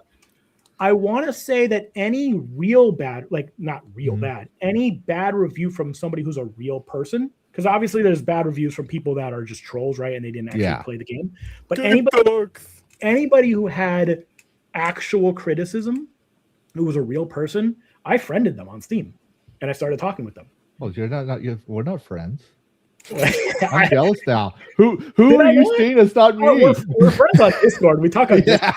However it was that I ended up talking with you. Yeah, I know. But yeah, so I haven't been told that's not allowed. I haven't been. I mean, I'm like, hey, I'm a small indie developer. I can reach out to my fan base. Obviously, big companies can't do that. That's another star. Yeah. But that's another star for that indie games can do, is like we can be closer with our community. And if somebody has a legit criticism, I can reach out to that person and find out really what their criticism was, and I can fix it. Yeah. And and I'll be honest about it, because I think I did put it out there in my updated review. Part of it was your game that you were working on, and part of it was my outdated system, because I haven't been able to change it, which I kind of even admitted like it could be part of my end, because I never want to. I'd rather be my system than the game, because I don't know Adam from Eve when it comes to the developer. I don't know all your background histories, all this other stuff. And there are people, because I used to be in indie, who think I download UE4, I is developer now, never touch the machine. And then they think they're going to get rich quick. Then you have people who are on a shoestring budget that can't make, because like indie developers, we kind of have to be the jack of all trades. They kind of have to be able to do everything. And sometimes they just don't have the skill. Like for me, I'm not a good soft modeler. That's like your female characters. I'm a hard modeler. If I have to model, it would be a hard modeler. That's your buildings and stuff, less organic things. But I know that it's hard to do. And like there's this one guy who made the game Island Hop, and he said, someone said this is an island flip. I played the game. It's kind of like you. The guy had an idea was only go up and spiral the dragon. It's a platformer game. He has some asset flips, but he used those assets to where it's not just I grabbed some random things. It fits the theme of each level. 33 has assets in there. Like it's like How World. Lord and Fell. If you see all those castle rules, that's the Lord and Fell asset set. I'm just saying that right now. If AAA companies are doing it, how do you expect an indie game to not compete with them and not also do it? Like now there's things that we can stay away from just due to principle, like AI and stuff like that. But like I said, like I'm not even against that principally. It's just that we started Luminary long before AI even existed. And all that matters is the game good? That's all that matters. Is it worth the price you're selling it? If saving me 2 weeks modeling one asset that is a background asset that nobody cares about, and I can just go buy it for $20, I need to be able to do that. Yeah. Right. Or what do I pay some outsourced person in some third world country $20 to do it? Like it's no, you're supposed to pay the Twitter artist $500. Exactly. Am I going to pay the AI algorithm to make it for $20 by using $20 of tokens? Like, how do you want me to spend my $20 getting it? Because I can't spend thousands of dollars to get it, and I don't have 2 weeks to do it. Otherwise, the game will never come out if it's just two of us making it.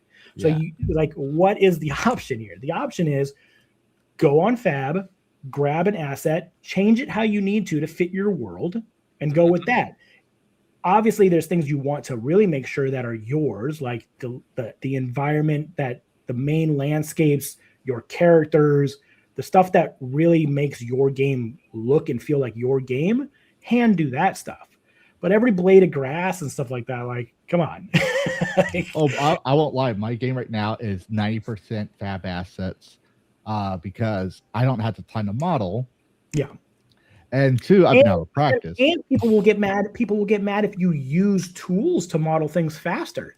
They'll be like, "Well, you didn't box model that." It's like, yeah, because people haven't box modeled things the last 15 years. Yeah, the closest thing to a box model you're gonna find is a crate. It's like, come on now.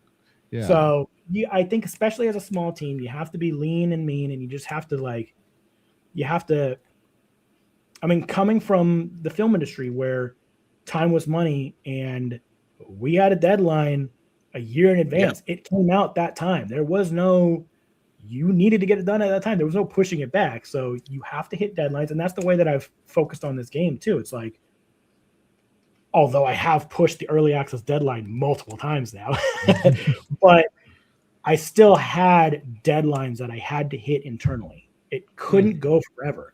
I have to cut corners. I have to pull back my scope. That's usually what ended up happening, is I usually had to pull back my scope on something. But because we're early access, I can always put it back in later, right? It's always a mechanic that got cut for day one that I can bring back in later, month 2, month 3. That's usually what ended up happening. But yeah, you're going to have to, that's sticking to a schedule is super important. It's the only way you're going to get your stuff out on time. Otherwise, especially people that are working on a project or something that like part-time, they have a day job and then they work on it part-time. It's like, you're just never going to get it done. You're going to come home. You're going to be tired. It's not going to get work done. It's going to, and especially like you could do it over a couple months probably and have that mentality and the responsibility to stick with it. But like over years, like it's going to go from years to 10 years. Like it's never going to get done. So. Right. And I want to point out, and I lost the note for this one, but I know you want to talk about. You did a promotion thing lately, where if people signed their name on some sort of list you had, streamers and the Hall of Heroes. The Hall of Heroes, yes. So, you tell my viewers what, even though most of them probably already know, we have over 100 collected here. So I want to make sure everyone knows what that is, because I think that's an awesome gimmick you have. So I saw, I during earlier development, I had multiple time periods where I could have decided to do a Kickstarter, and I kept going against it. I kept being like, look, I don't want to be. I saw a lot of games do Kickstarters and then not follow through and not deliver anything to their backers. And because we're a first-time dev, I was like, I do not want to be in that position.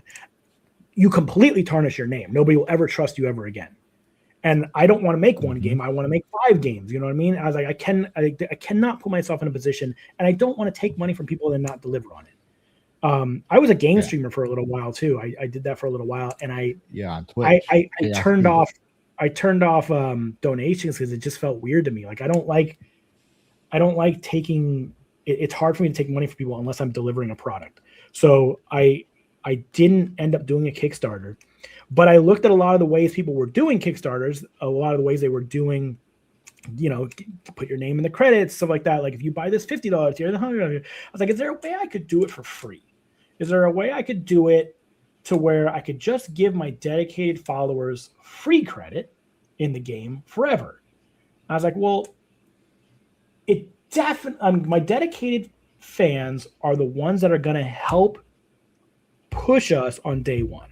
They're going to be there on day one. They're going to buy on day one. They're going to leave reviews on day one. They're going to help. All of that helps more people get eyes on us. It helps maybe a publication sees that we're going up in the charts. Maybe Steam pushes us in the algorithm. Whatever it is, day one, week one, that's super important.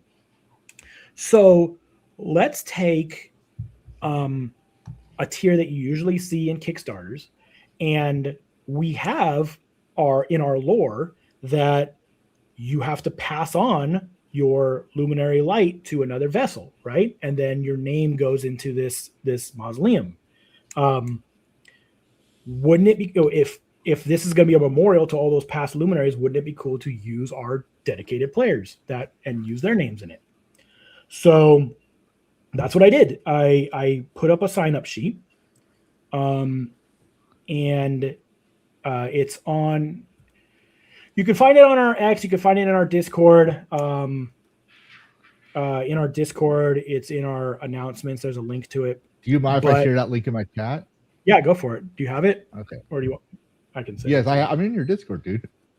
No, I know. Yeah, okay. So go through the announcements, and I think it's like 6 or 7 posts up. Yes, it's in there. But yeah, so I was like, okay. I, as an indie, this is another thing that I think is crazy, but I mean, they must have gotten burned on it a bunch of times. Indie games are not allowed to do pre-orders. So even though I had so many people like, oh, I want to do pre-orders, I can't take your money right now. Only AAA companies are allowed to take pre-orders. So I was like, and I can't reach out to my dedicated fans. If they're a wish list, like I can't reach out to them. I don't get to reach out to them. When I release my game, they just get an email that says the game came out. I can't talk to them. So I was like, what about for the dedicated people?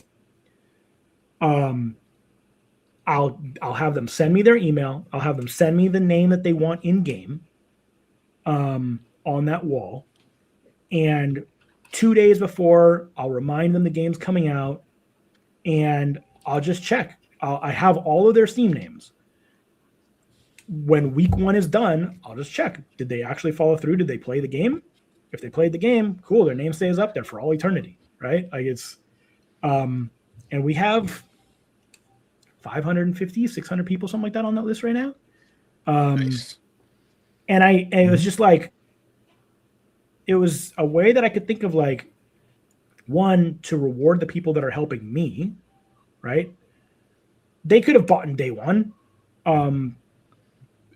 just out of their sheer, enjoyment of the game. But the real dedicated fans are not only buying the game, they are also supporting me. Like, they've gotten to know me pretty well. They're in Discord, and they've gotten to know me, and they're really supportive because they're, become friends with me and they like me. So I think that, yeah, I wanted to reward those people. That was the way that I could think of doing it. A free way. I didn't want to be like, hey, put your name in the game, send me $50. Like, I didn't want to do that. Our game is pretty cheap. You could have done that easily. I know.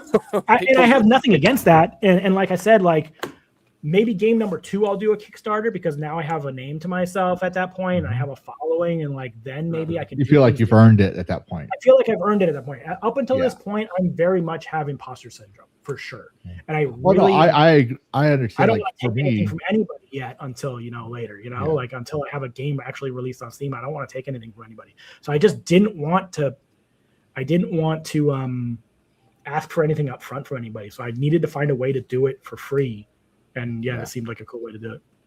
I have a problem with receiving super chats from people, so I understand exactly how you feel. I've tried the donations thing before. When my dog was died, I needed to cover her offset. There's times when you need to, for sure, but it was like, people also don't know my background. Like I said, like, I owned my own company, right? I haven't brought in a single dime in the last year and a half, but when I had my own company, like, I made decent money. I saved, like, I made a savings to be able to fund Luminary. So I have the money to fund Luminary up until this point. Like, it's pretty much all ran out now. Yeah. But I didn't feel comfortable taking other people's money when I had saved money for it.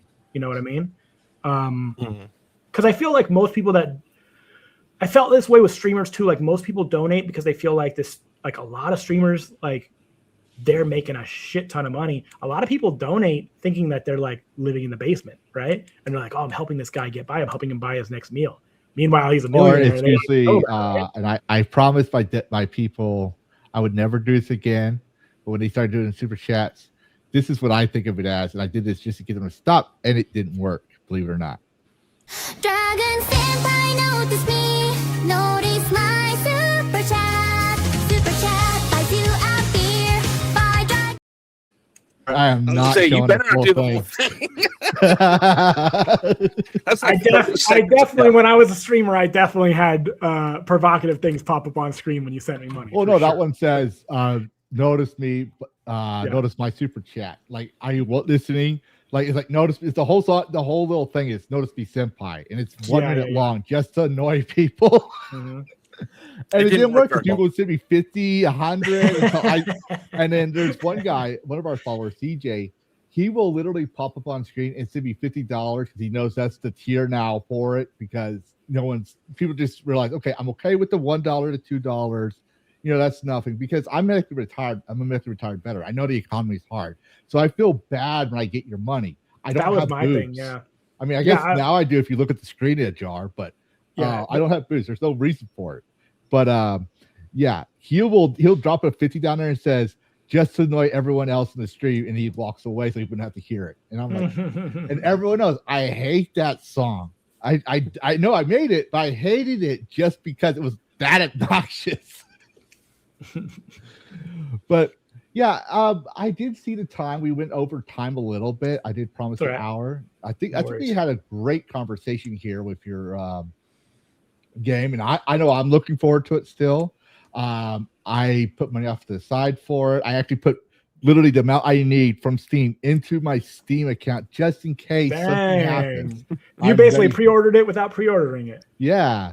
But I'm excited for it. But like we did with the Hideworks devs, we not only are we trying to get content to help, promote, like me and Carrots believe y'all are the future. Don't make it give you a big head, but like we believe that EDs today will be the future AA's and AAA's of tomorrow. I think the indies today have the passion, the drive that game dev companies had in the 80s and the Yes. early 90s. You know what I mean? Yep. Like Mhm.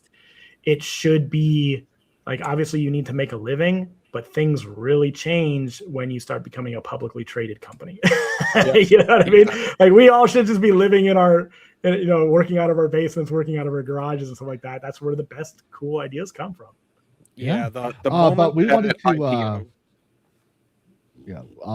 what we wanted to do before you leave is we did this back when we used to interview streamers, because I was trying to purposely sabotage Dragoncast so I wouldn't have to stream anymore. And it's one of those things. Once you start streaming, you just won't stop. Everyone keeps asking you, "Are you streaming again?" So I'm like, fine. But we had this section that's a tradition since then that we were using just for devs now called "Shill Your Shit." And what it is you give up to 15 minutes to say whatever you want to say about your game, pitch your game. And obviously, I'm going to make shorts of it. And I did promise you, any shorts I get that's made from this, that's about your stuff, I will send to you as well, so you can make whatever you want from it. But yeah, 15 Well, I minutes. won't take 15 minutes because we already talked a bunch about it. But Luminary really was a idea built out of passion for making a game that I didn't see exist out there at the time, specifically for my family to play together.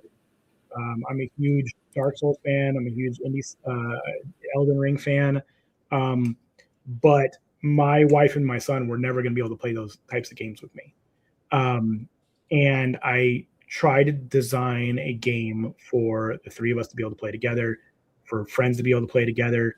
Like there's a lot of people that are into hardcore ARPGs, but have friends that they like to play other games with that aren't into that.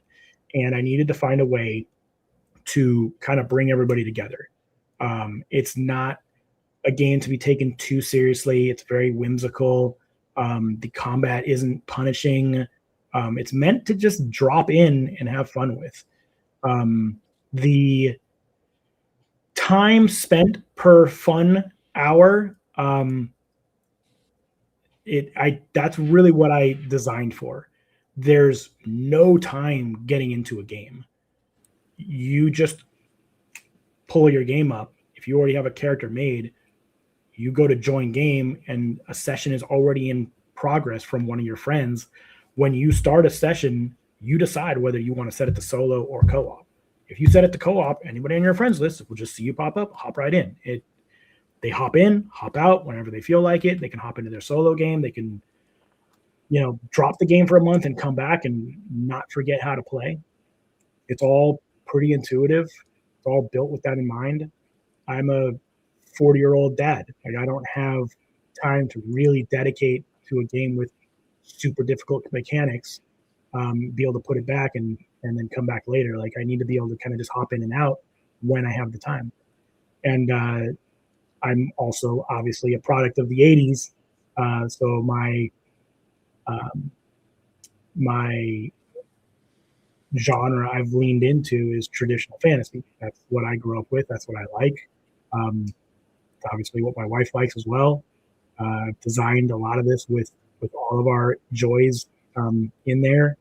A lot of the games that we like: Zelda Breath of the Wild, Fable, Skyrim, Elden Ring, Monster Hunter. Like, we've kind of just taken a lot of things that we like in games and shoved it all into one game, but dialed back into a scope that we can manage with a very small team, right? There's only 2 of us.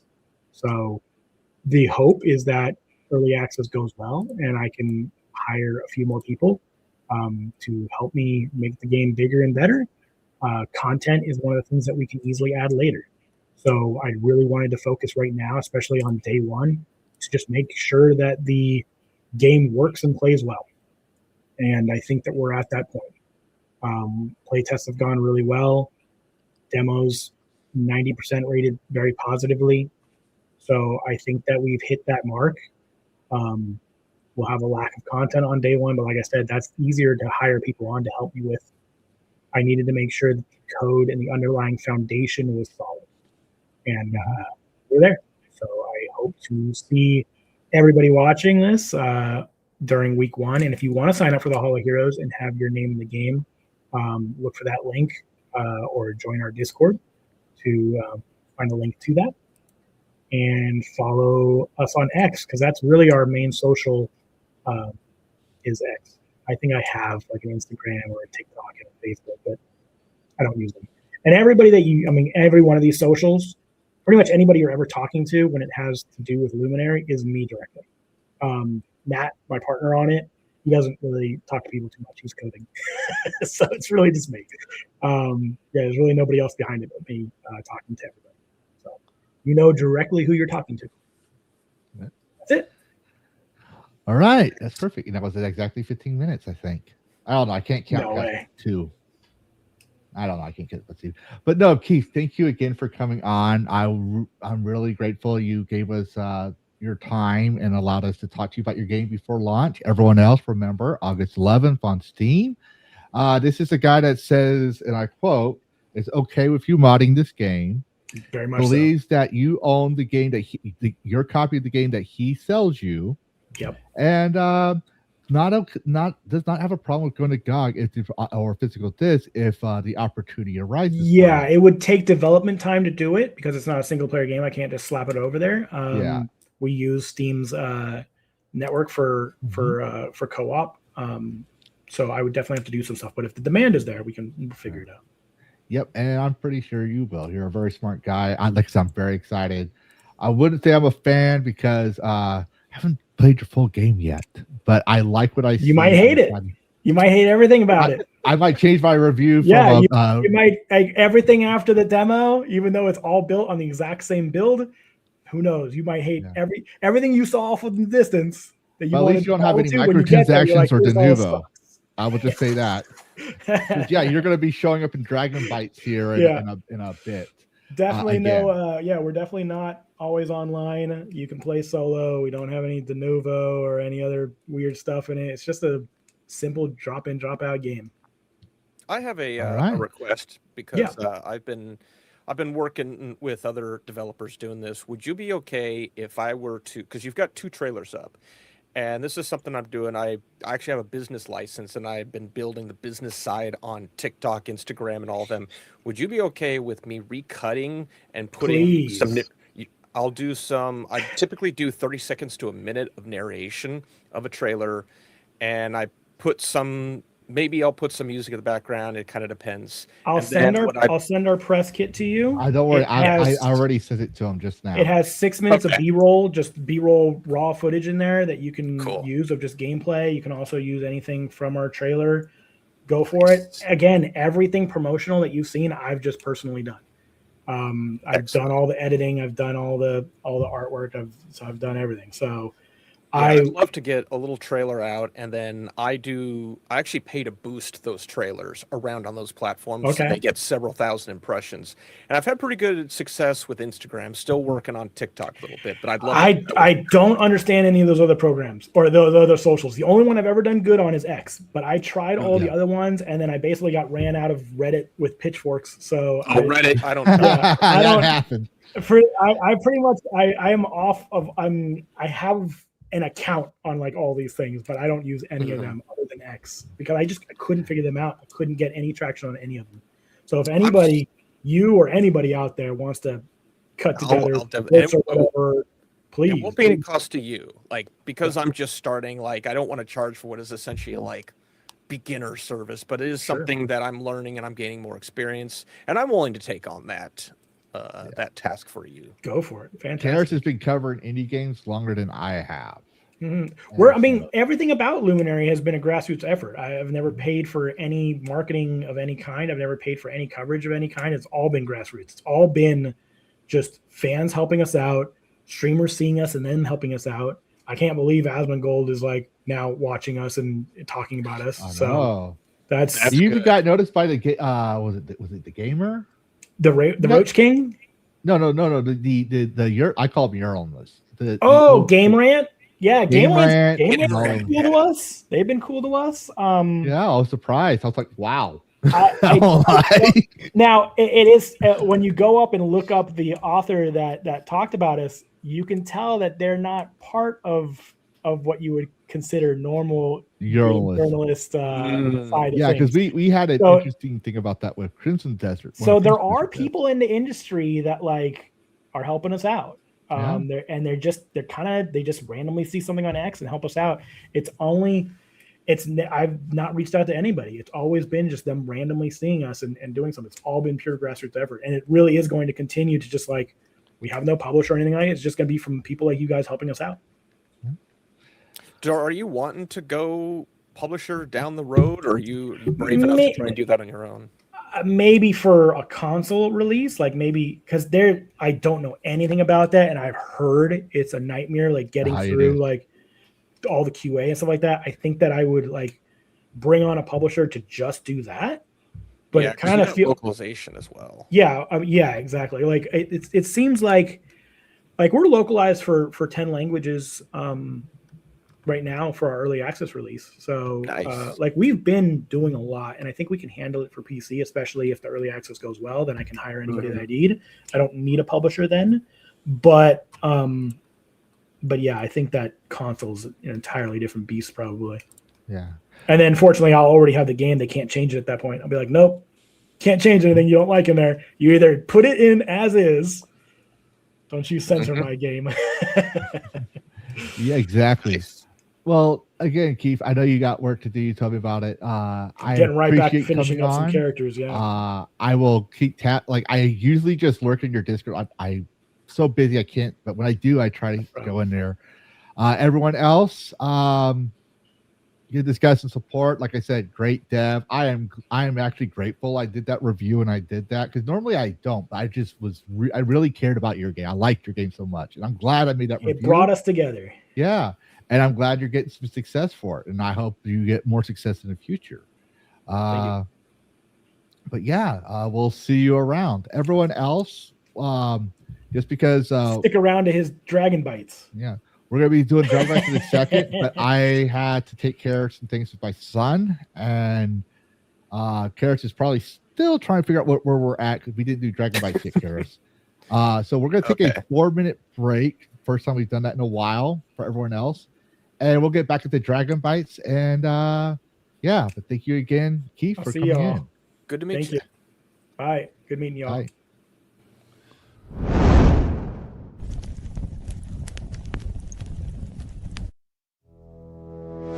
Another week. Another headline. Another battle for your attention. Welcome to Dragoncast.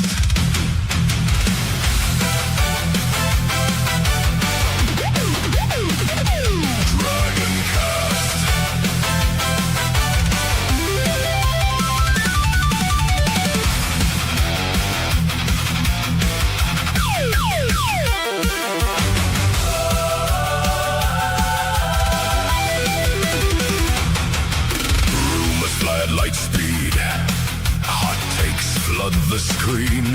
Everybody selling answers, yet the truth is more obscene. Careful, dragons hoard forbidden lore. Will burn through the noise. Journalists frame the story, corporations lease the dream.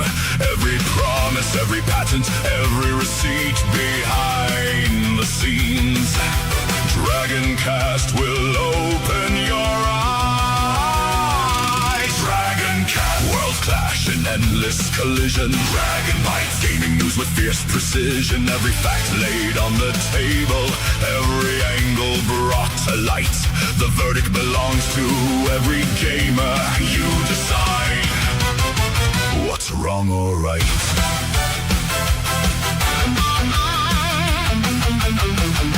Lavish shreds through every headline. Never fooled by surface claims, he follows timelines. Reads the filings, finds the patterns hiding in plain sight. His words aren't polished. His patience ran out years ago. Because comfortable stories Rarely survive the evidence. Carriage knows tomorrow's masterpiece might only cost $20 today. while everyone's chasing blockbusters. He's already playing next year's classic. Hidden gems don't stay hidden long. Not around here. A developer earns your respect. We'll hand them the mic, let the story resonate, and hear the passion they create. The industry makes a mess. Pull up a chair, let's investigate.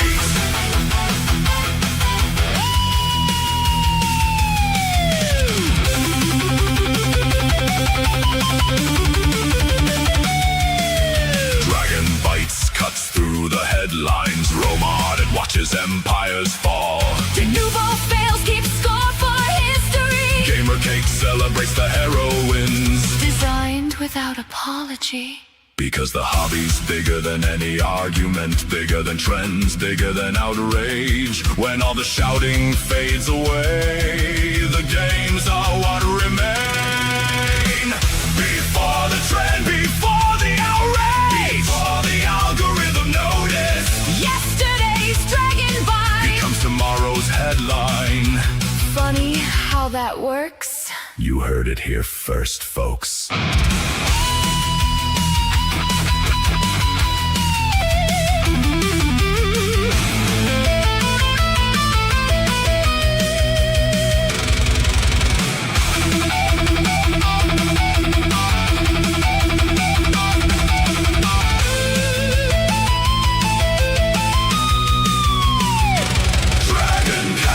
Gamers come first. Not because we're told what to think, but because we refuse to stop asking why. Integrity forged in Dragoncast. Recommendations worth your time. When others settle for the headline, We'll uncover the story. when others follow the narrative, We'll follow the evidence. gaming news with a dragon bite. This is Dragoncast.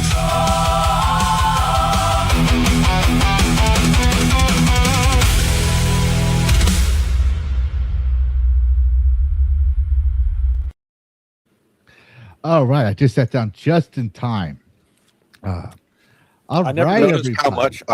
how much I twitch and move and animate myself. Oh no, on the that's course of like 4 that's hours. like literally at some of those clips are at 10 times the speed. Because if the song is fast paced, I try to make everything seem fast paced. In reality, when we talk, we're slow and we're methodical, and we start losing people, and yeah.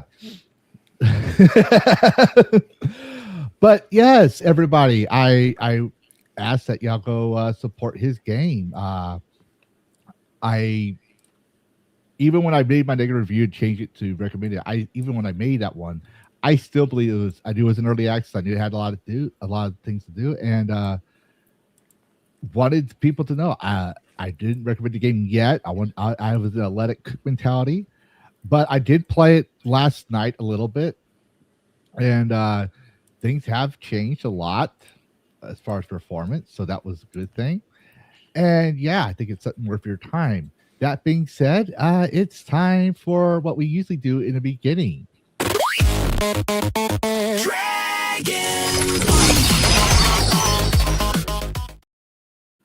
Okay, so Dragon Bites, where we go. Oh, what's wrong here?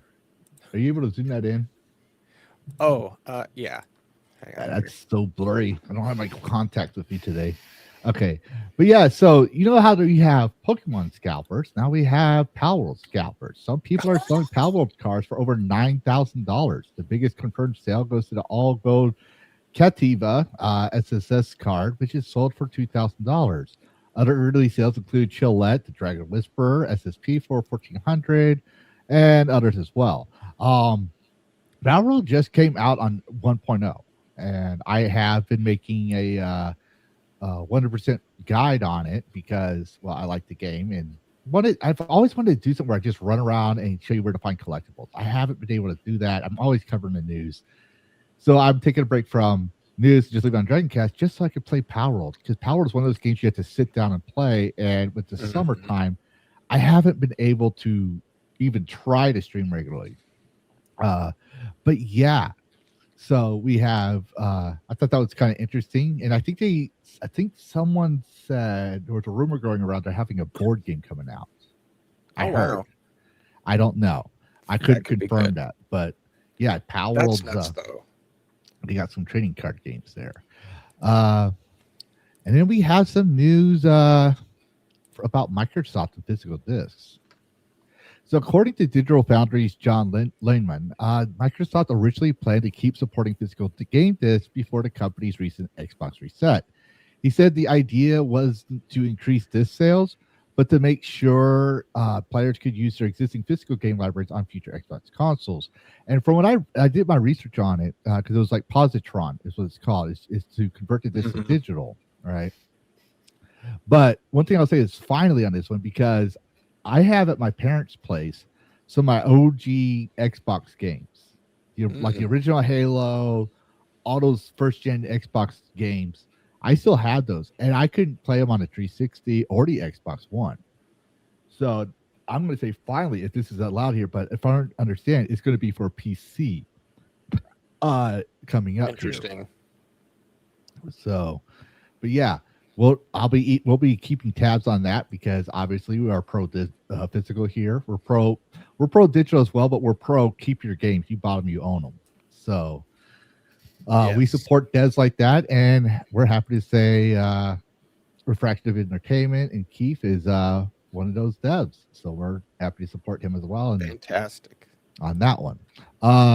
But here's another one. 90% of Steam players check reviews for buying games. I had the notes right here, so we don't have to go read the whole article and stuff. But the survey questioned approximately 3,000 Steam players between June 25th and July 2nd.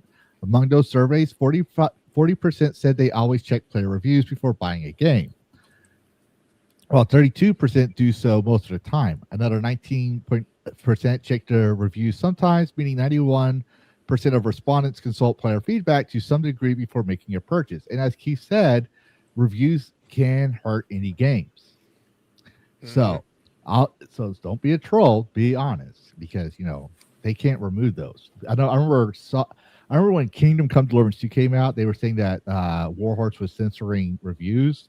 And I pointed out that no, that was Valve, because the guy says, I'll be sailing the high seas for this one, which is against the terms of service. So Valve removed it. Because all the other ones were still there. All the negative reviews about Gay Henry were still there. Results also highlight the commercial risk associated with lower Steam ratings. Around 20% of players said anything below very positive would reduce their interest, while 30% said mixed. That's the point where they become less likely to buy. Combined, this means mixed rating could make 51% of responders reconsider a purchase, which backs up what Keith is saying. So just pointing that out there. I unfortunately am one of those. I've looked at, there's games still in my 5-mile long indie list that the reviews say mixed, and I'm kind of on the fence. So I usually I end up looking up other trailers, who's played the game, and then I want to see certain attributes, and if I'm convinced, then I'll go and get it despite the mixed. But it's that first initial, it does kind of hit you. So I can only imagine that would hit him. I'm the same way, because usually when that happens, and if I don't see anything that makes, if I really want the game and it's mixed anyways, I'll get the game. But if it's mixed and it's saying $90, like a AAA game, I won't get it until it's on sale. Oh yeah, and I'll wait till I get the best sale price. I took on advantage of Nacon for a couple of games recently on that one when they filed their insolvency issue. So I took advantage of that. But speaking of $90 games and stuff, we got some movie news about a game franchise I like. So Benjamin Evan Ainsworth, who plays Link in the upcoming live-action Legend of Zelda movie, says he's never played Breath of the Wild at launch because he was too young. The actor admitted he didn't own a Nintendo Switch then, so he watched playthroughs online. Looking back, he joked, "It might show my age." Now cast as Link, Ainsworth is catching up on his series and is learning as much as he can about the character before the film's release. I'm actually sharing this because of that last part. Because he's playing the character, he's checking out all the source material. That's cool. Benjamin, my dude, I'm a huge Link fan. And if you want to be the true Link, you want to be the best Link possible for all the Legend of Zelda fans, you need to wield the Master Sword left-handed. I knew this was coming. I could see. I'm not going to sit there and say they should have had a left-handed actor for left-handed representation, all that bullshit, even though I'm left-handed. I'm saying the true Link wears Lincoln green, and he fights left-handed. That's all I'm asking. If I can't get that, then please be good. Be the best Link you can be. Because I'm going to go watch the movie, and I'm going to let people know if it sucked or not. I'm going to let you know. It's on my thing. And after watching He-Man, I'm actually going to believe this is going to be, or even Mario Brothers. Me and my son watched Mario Brothers in a sequel, and we liked it to a point. So I think it'd probably be good. We'll see. All right. There's a lot of Easter eggs in the first one, though. So a lot of references, lots of Easter eggs. But speaking of wish listing Luminary, you might want to do it now. And you noticed Steam just updated the wish listing gifting. Wish lists can now support categories. Players can share the wish list. Guests check out for gifts, and games can be gifted straight out to an email address. Basically, easier gifting and shareable wish lists. And just the other day, you remember Pouty, right? We had her on for Mother's Day. She gifted me something off my wish list that I forgot I had on there. South Park and the Stick of Truth. Oh, yeah. Game I always wanted to play. I actually was going to get it for the 360. Oh, not 360. It was the Xbox One. And that was during the time when Kim Jong-un said he was going to nuke President Obama and the U.S. soldiers. So I got sent to Camp Casey, which means my barracks room, which was in Area 4 at the time, had my Xbox, and I was sleeping in a tent for a while. And then when I came back, the Stick of Truth was no longer at the PX. So I was like, well, that just sucks. And then when I got married and then moved down here and forgot all about it until I saw it on Steam one day. I was like, I'm going to wishlist it for now because I can't afford a game and diapers. I have to choose. And obviously diapers are a neat necessity right now. So she got me that. And I thought it was kind of interesting about the new updates for wish lists. But Yeah, here we go. really expanding stuff. They're really just adding. They're not complicating things. Like anyone can like do something. Oh, it's more complicated. Like no, they've obviously done trial and error, and they've released this because yes, these expansions work. People want these. Yeah, just like the indie games, or they say the indie games have a certain requirement because people are buying indie games at the wazoo, but now you have custom features for the calendar. I like the calendar actually. Because I don't get just random Quay stuff. I get like stuff that's based on games I play, games I look at. It's more tailored to what I like. But now we got some Asha Sharma news. So Asha Sharma, the wild card, as I called her, she says, this is from her post, new tech shouldn't mean leaving old games behind. Today, Xbox is launching new tech so you can play the OG Xbox games you own. And I find it interesting. She says you own. Yeah, that's. It's not a red flag, but it's like when Tim Sweeney slipped up on that one as well. And I made an entire video on it about how he slipped up. And like corporations know you own the games, and this whole license not sold is bullshit. But this is for now on PC and handhelds. So you can play, and as you can see here, you can play the old Xbox games, which a lot of Xbox fans were wanting. Like I actually have Conquered and Crimson Skies. Oh, yeah, I never got to play them. They're still in their wrapper, but I got them. Time to play them. Yeah, it's one of those games I bought at GameStop because they were on sale, and I was like, yeah, I'll get this, I'll get this, I'll get this. And then another game came out, and then life happens, work happens. But cult, Cassie. But yeah, Very so cool. there is that, and we have some. We haven't covered this for a while. We got some tech news for games, especially PC games. This is what I found interesting. Huawei is reportedly building its own factory to make DRAM memory chips, and it could eventually impact RAM prices in PCs and other devices. Right now, most DRAM chips come from Samsung, which is in Korea. I think SK as well. SK Hynix is in Korea, and Micron. If Huawei can successfully make its own DRAM chips, it could add more supply to the market, increase competition. That doesn't mean RAM will get cheaper overnight. New chip factories take years to ramp up, but it could help bring prices down in the long run. And, well, I don't think Ubisoft likes this. But before we continue on to the new section, I'll let you add your thoughts. It looks like you want to say something. I think this is hilarious. The U.S. has had it out for Huawei for years and years. Huawei apparently makes some decent tech, like phones, tablets, laptops. But for whatever reason, because of an apparent report that because Huawei reports directly to the CCP, which everyone in China reports to the CCP. Every manufacturing plant from Samsung to SK Hynix, they all report to China if they build in China. So why are we secluding Huawei? No, we got rid of Huawei because of competition. And so now Huawei's going to come through and save us in the chip market. Fucking make it happen, Huawei. Yeah. I look forward to it. Exactly. But I know who's not looking forward to it, and it brings us to the news section. Roma Ardet knocked the heart.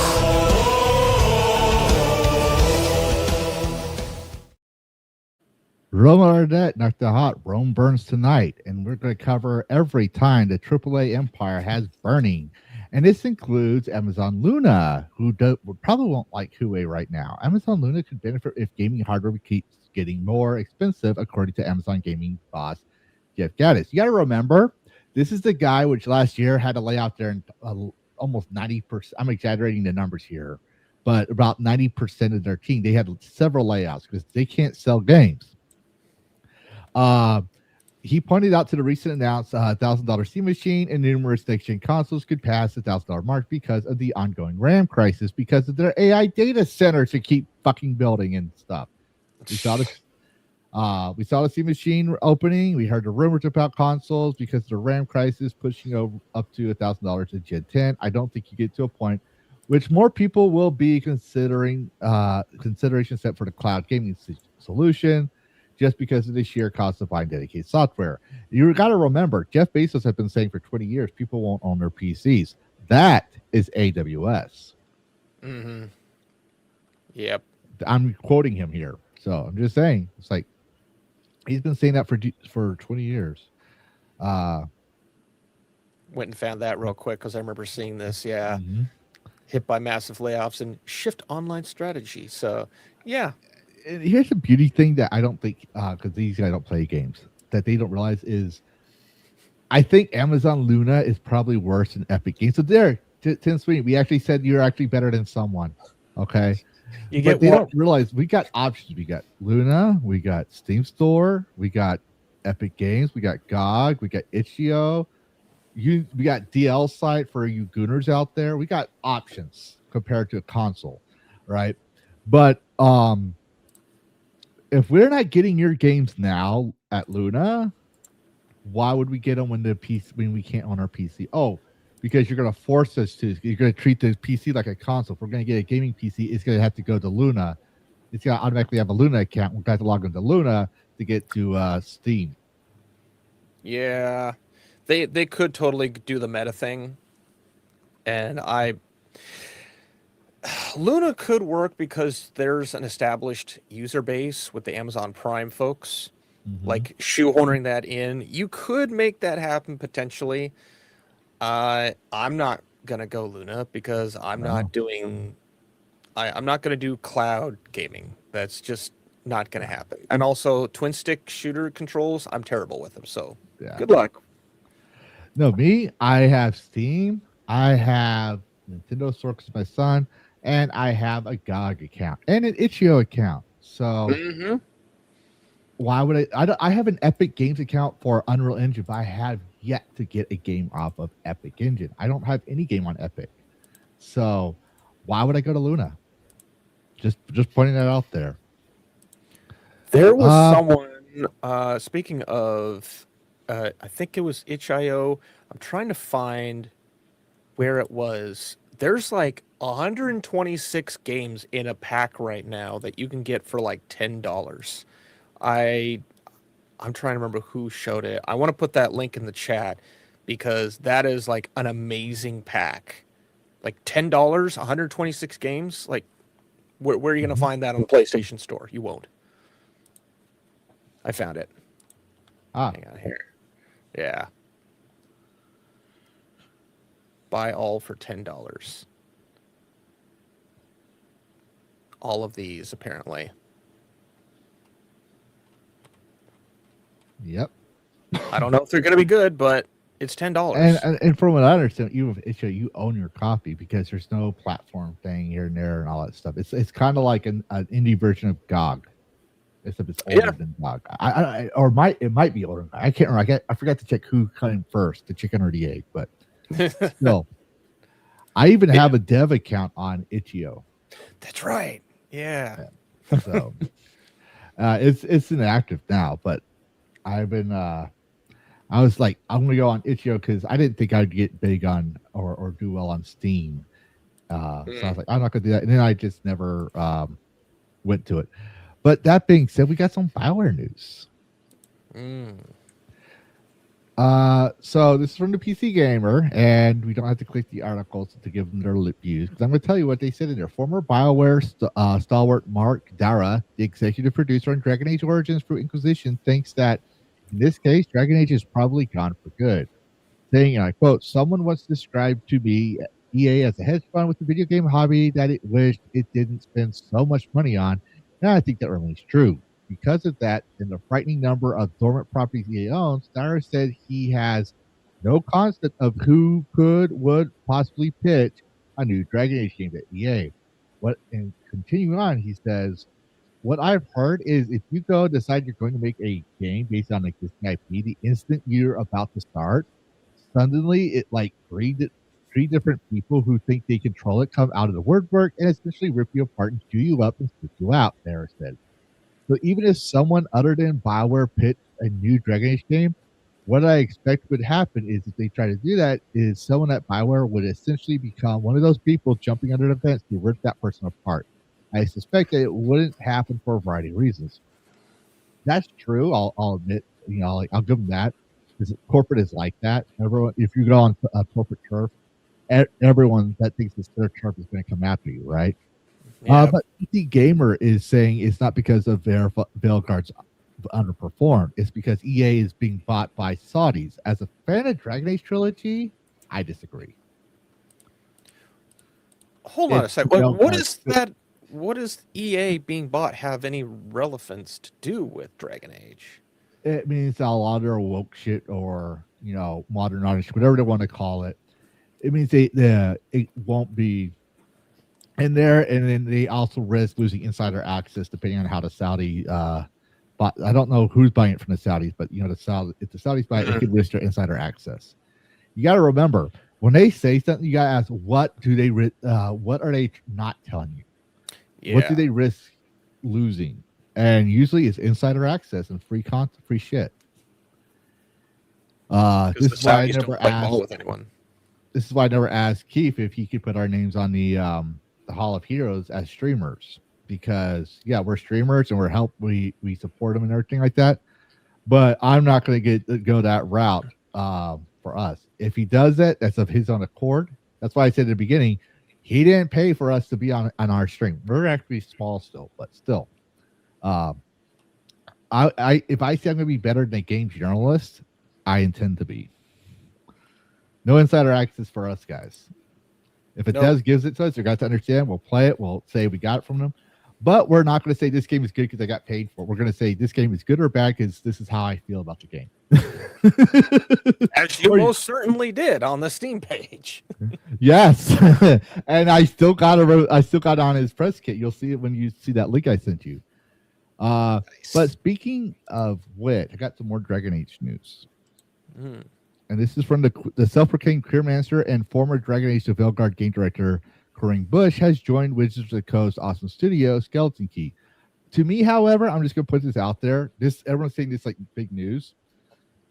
I covered this last year. I covered this early last year.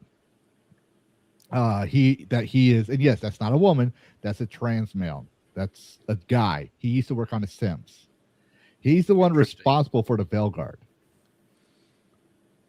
Yeah. Yeah. And he's working for Wizards of the Coast, which of all people I expected to hire him would be Wizards of the Coast. So good luck, Watsy. You made your bet on this one. That's a bold strategy, Cotton. Let's see if it pans out. Yeah, I will report on it if it does well. But if it does well, I'll actually be very surprised. That is interesting. Yeah. I kind of don't have a whole lot to say about it other than what's going to happen. What's going to happen? The only thing I'm reporting on is like, hey, I covered this last year, which goes in exactly what I said myself, because we cover things before everyone else does, and that has been true for the past year. We report on something, and then all of a sudden everyone else starts talking about it like a month or two later. I'm like, hey, did we cover this a month ago? So in this case, did I cover this a year ago? This is very familiar. But now we got some Sony news. We're gonna speed through this one. Unless you had something? No, I'm looking at your. You want the Pirate Nation one first? It's click on the link because I QRT'd Pirate Nation. Okay. But scroll down to Pirate Nation first. That's... oh, hey, we're live. All right. So basically, Pirate Nation points out that the latest financial results shows how much PlayStation games sell toward purchases and where they keep end up on this, all this other stuff, right? Everyone's talking about how Sony says they're not going to back down. We're going to get to that later. And I said, that's not true. Go up to what I said. I made a video on this. Sony's first-party disc has been on decline for 5 years, it reported. Sony DDAC prints about 600K discs a day, half are PlayStation titles, 80% not being newer titles. Over the years, Sony has slowly aimed to limit disc demand to include recent limiting disc drive sales in June 1st per customer, one per customer. According to the market research, the majority of gamers buy indie. Indie is digital because disc production is expensive, as we found out from Keith as well. So I'm not just saying this out of my ass. You got indie dev who's also saying it. The majority of AAA games purchased or played is live service, hence Sony's push for live service future, which leads to the final point. When you combine digital and physical sales, it pales to Sony's biggest money maker for investors, microtransactions. If you don't buy their games and there's no disc, then the aftermarket dies in theory, forcing you to pay full price for a game regardless of age. On top of that, if a game does poorly but a live service option doesn't for monopoly influence, you will, they believe, buy skin slop trends. i.e. Fortnite. Yeah. And I got the Q1 report to prove my point. So let's go down to page 11. Again, you probably have to zoom in for the viewers. And if it's not clear enough, I will do some editing for the short. But here in the Q1, the numbers mirror the fiscal year 25 digital and physical decreases. So while the numbers have changed a little bit, right, the pattern remains the same. Microsoft see an increase. Together, physical and digital still does not match microtransactions. So you combine the physical and digital sales together, they still pale compared to the microtransactions. They don't care about the disc. They don't care about digital. They want the microtransactions. And before you say, yeah, it's going to help make a great game. No, it does not. It helps the investors. It does. That's all it helps. It does not go into the budget for the next game. It just helps the investor get a return on their investment. This is why I started. I believe in capitalism. I hate corporatism, and capitalism to me is buying an indie game because it goes straight to them. Now, if the AAA had investors and they still respected my property rights for buying a copy of their game and owning it, then I wouldn't have they could do all the microtransactions they want. It's their money, their right to do business the way they want. But the thing is that they're lying about what they're doing. And if they're doing is they want live service because it's more genero for their investors. And when that happens, it increases their stock prices. And when it increases their stock prices, that means their executives get a better paycheck. Yep. But Sony also responded to the backlash over ending PlayStation discs. Of course they did. Yes, they did. And I called it. Sony responds to the backlash over the PlayStation disc. We put a lot of thought and time. I'm sure you did, woman. I'm pretty sure you did. Don't hurt your brain. We cautiously considered this and we came to a conclusion and we're going to cautiously move this forward. They are going with physical. All right. And you don't have to put it in there, but I believe in the physical or digital. They're going to support digital. Sorry, I just realized I was said. I was just figured. I was talking, and I was like, wait a minute, something sounds wrong here. Yeah, but I figured you might catch that in the edit, but I was like, yeah, I'm going to let you correct that one. Yeah, thank you. But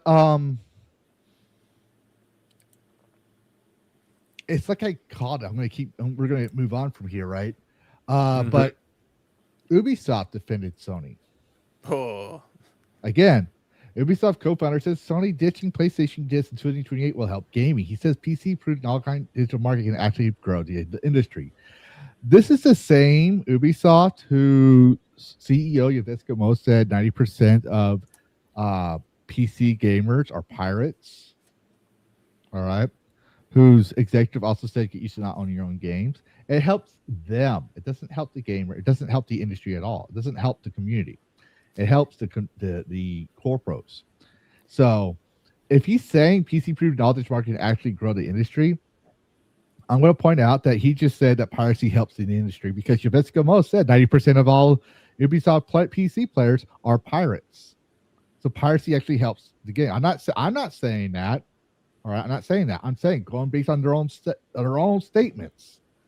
When you put them together, they're saying something else here. When they say gaming, they're not talking about you and I. They're talking about, like Levis was saying, Ubisoft, Embracer Group, EA. They're talking about the AAA and the investors who expect to see get tons of cash That's who it's going to help. It's not going to help you and I. We're the ones that expected to pay for this regardless. It's going to help gaming. It's going to help their wallets. That's what this is going to help.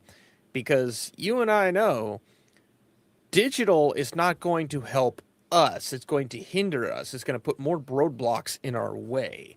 Physical is what helps us. So this is some doublespeak on. This is very interesting doublespeak. I'm glad that they're actually saying this because it reminds me that I'm making the right steps of trying to go towards like GOG and whatnot. So, but you know who by also all means- who hasn't said physical this or digital ditching physical won't help gaming? who is Keith. that? Keith Kolod. He said that if he could, he'd have a physical. But skip the one next to it because I got that in reverse.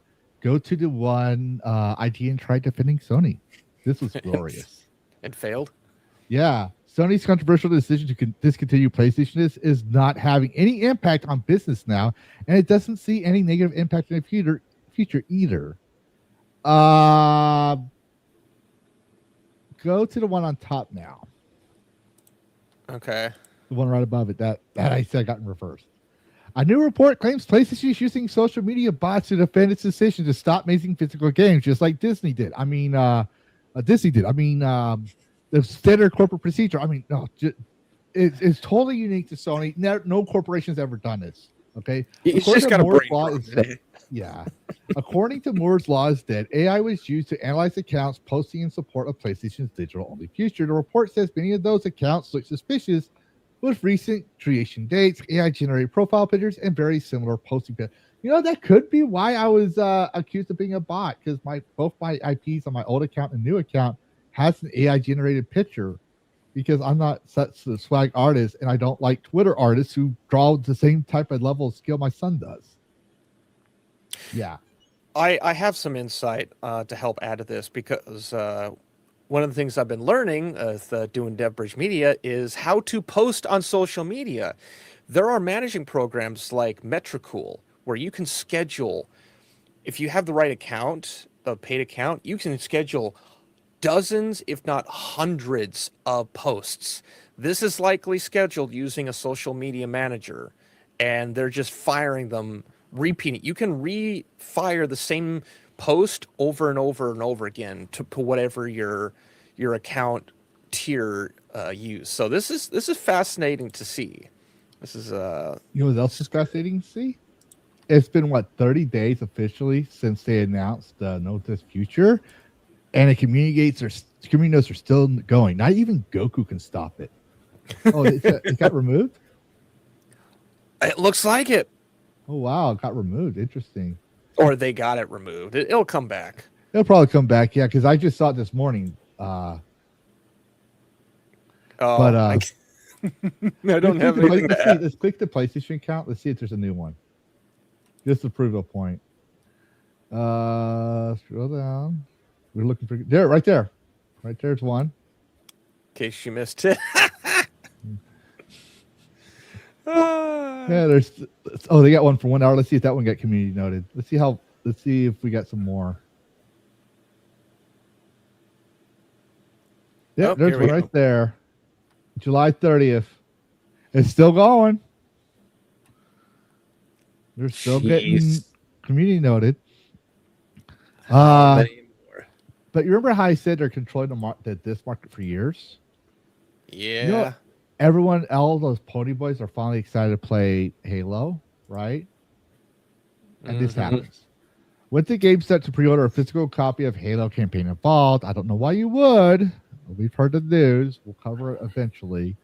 And it was told that stores are only allocated for 10 pre-orders per store, not per customer, per store.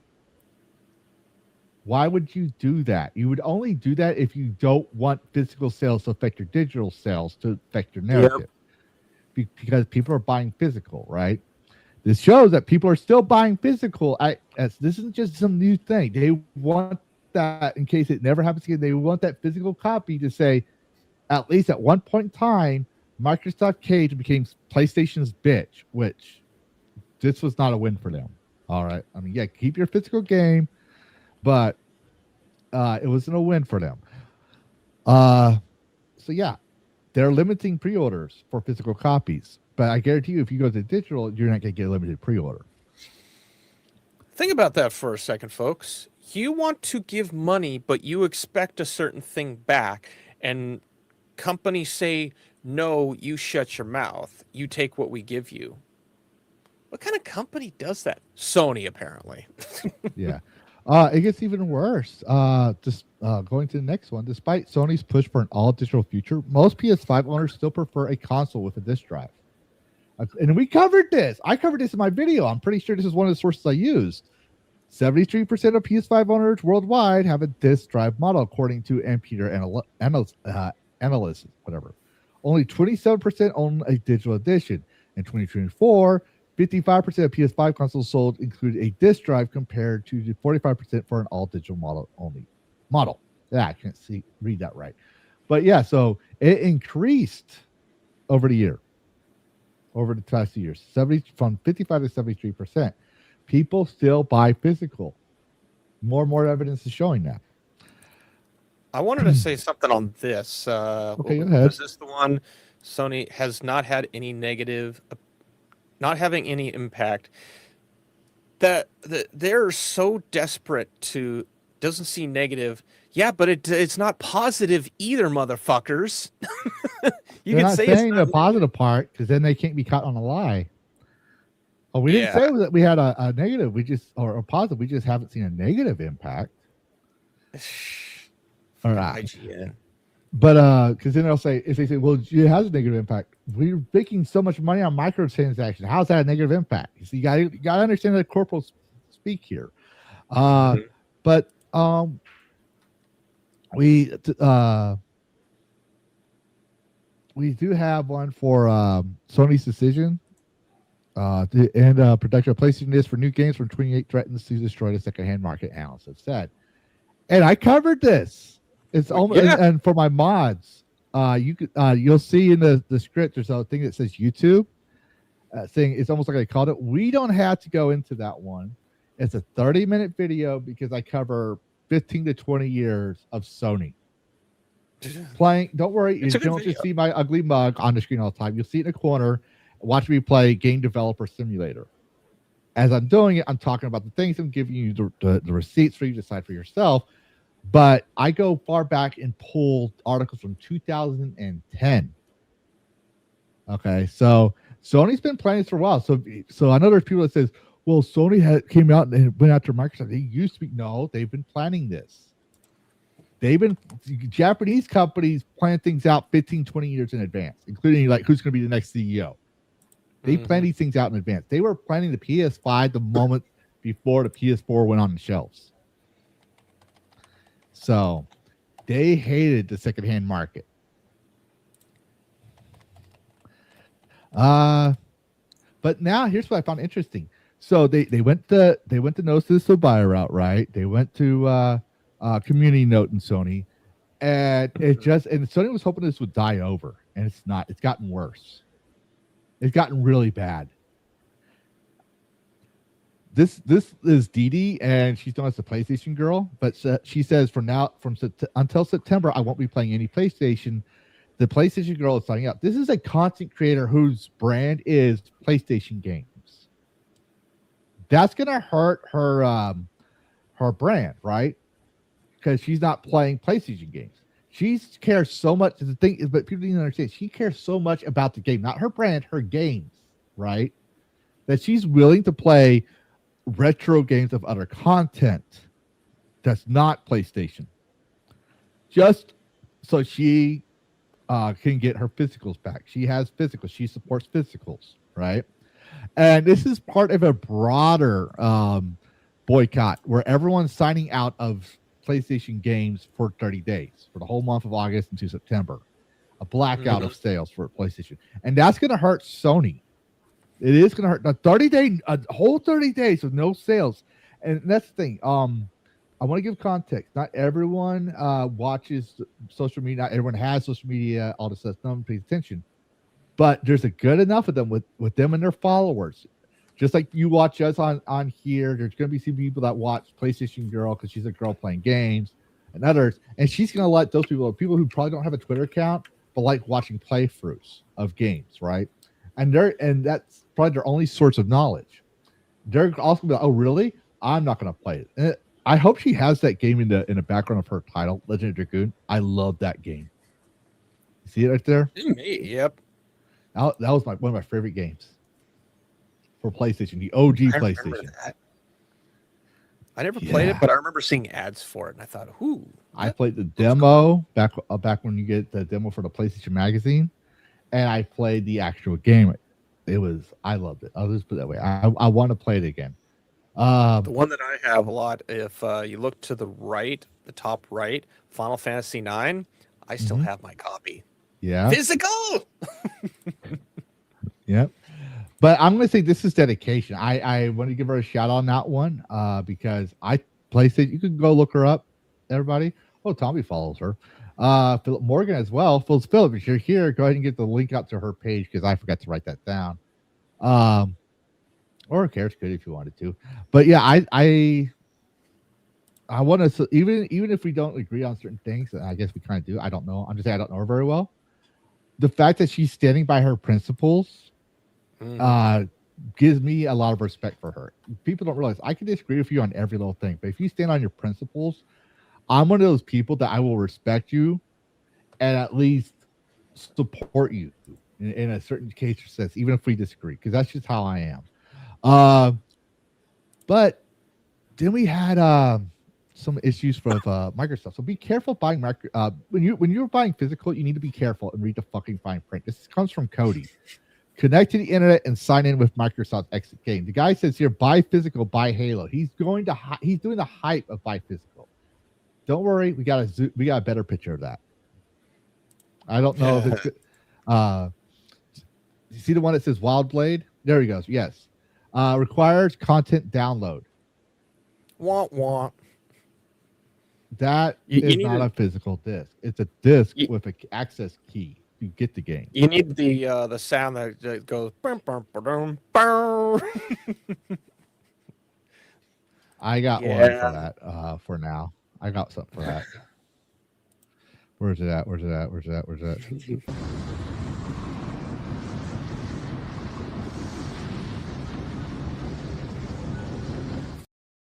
That's what that player realized the moment that he stuck it in and said, "Yeah, let's play." Actually, no, that was the wrong one. This is the right one. This is my favorite one. Are you saying you want out? Fine, you don't want to be part of this? Then just sign right here. No, you didn't read it! This says we don't ever have to let you out and then we can do whatever we want! Damn it, why won't it read? That's my favorite one. It's so prophetic, too. it's like, I don't know how you know that. There's like 50 words, the 50 letters on the cover. It's not that difficult. Yeah. It is small, but it's right next to so you don't get it. It's right next to ESRB, but it also says game disc. I'm going to let you know, guys, it's not a game disc if you have to download it from the website. It's a downloader. Yeah. So, yeah, buy physical, but read the box before you buy. To make matters worse, however, Sony and Microsoft this past week experienced service outages, not helping the all-digital case for either console. All right? I got both copies on here to be figured out, everybody. PlayStation Network has been down for, at the time of this one, all right, 6 hours, and I forget the actual total amount of time it was down. User reports confirm problems with login, server connections, online multiplayer, the PlayStation Store, and launching many digital games. Official PlayStation status, all servers are experiencing issues. Physical disc games generally still work offline. Oh, wow. So if you had a physical disc, it works well offline. This sounds like maintenance. This Could sounds be. like what happens when you do maintenance on a cloud server, but because you have inexperienced people handling the back-end infrastructure, somebody flipped a 0 to a 1 and brought everything down all at once, and then they had to call in the oh shit guys. Well, it was longer than 6 hours total. I think it was like a couple of days. Go to Microsoft. Oh wow, that's. I wonder if it was hackers. Maybe. Xbox as well had it. This is an unacceptable situation. We must do better to support you. At least they're saying that. I think under Asha, Xbox saw a change with how they do their business because, like, I'm trying to be very careful with Asha. She's still a wild card to me. We've been jaded so many times by certain types of executives that Disney.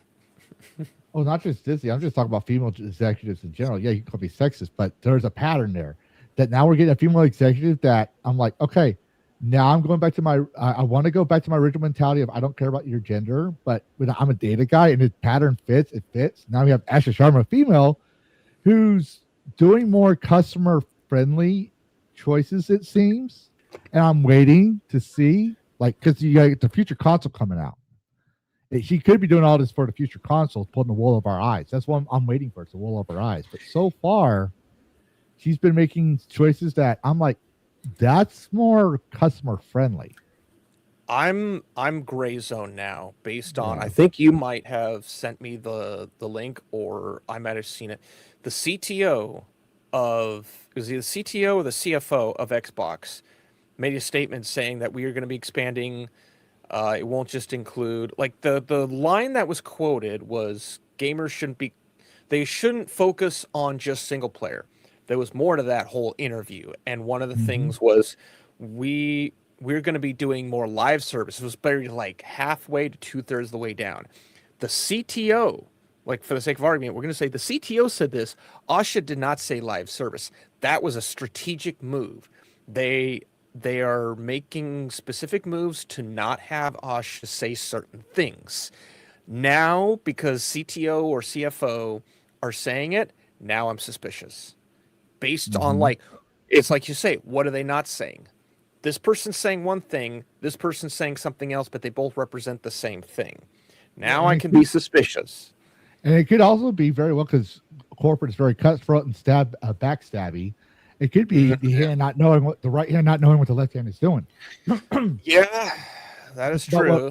But what we have to do is see what the evidence leads. Because eventually, if Asha is lying to us, right, if she's saying all the right things and lying to us, the age-old proverb, fish and visitors stink within 3 days, is true even today.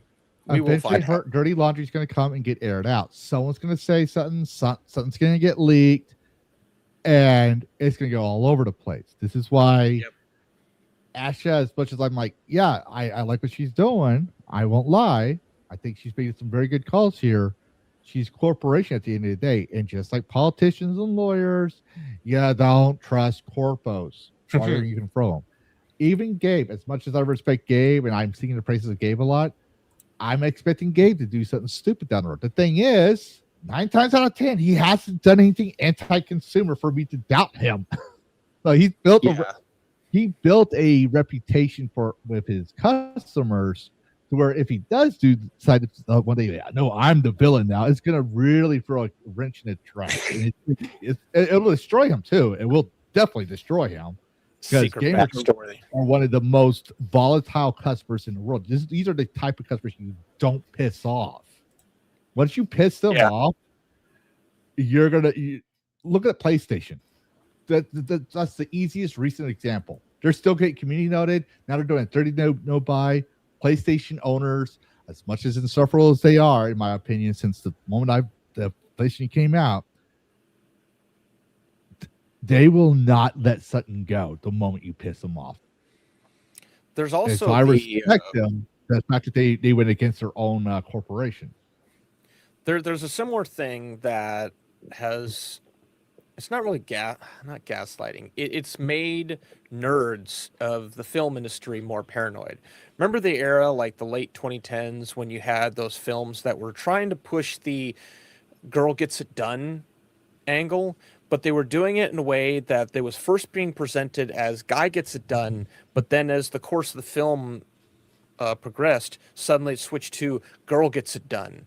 And this was like the whole bait and switch campaign for a period of like 5 years. And that's where the paranoia of like Critical Drinker and many others were doing the wokey, everything's going woke. That was a whole campaign.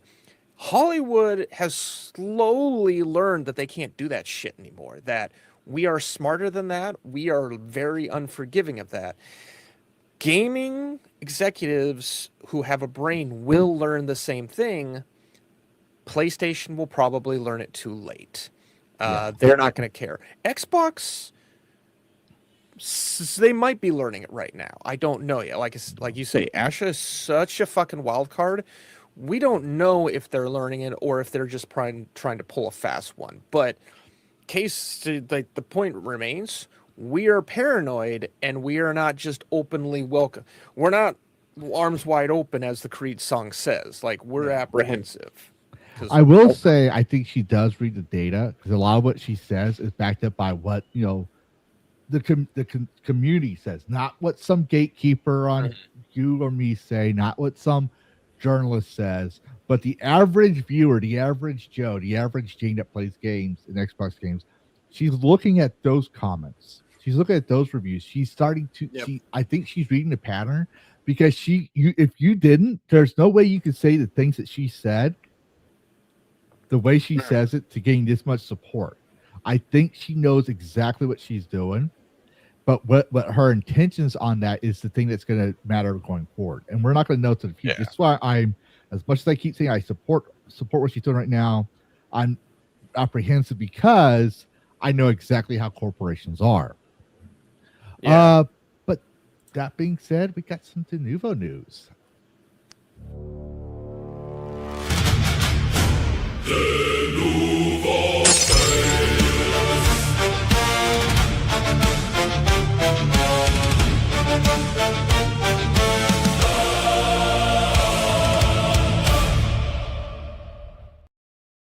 Yes, unlike other YouTubers and stuff, there's no one covering Denuvo when it fails, and we decided we're going to cover every single Denuvo news, when it happens, who has the game, and when it fails, and exactly how it failed every fucking time for a history and a record. And it seems like there are people standing up against Denuvo.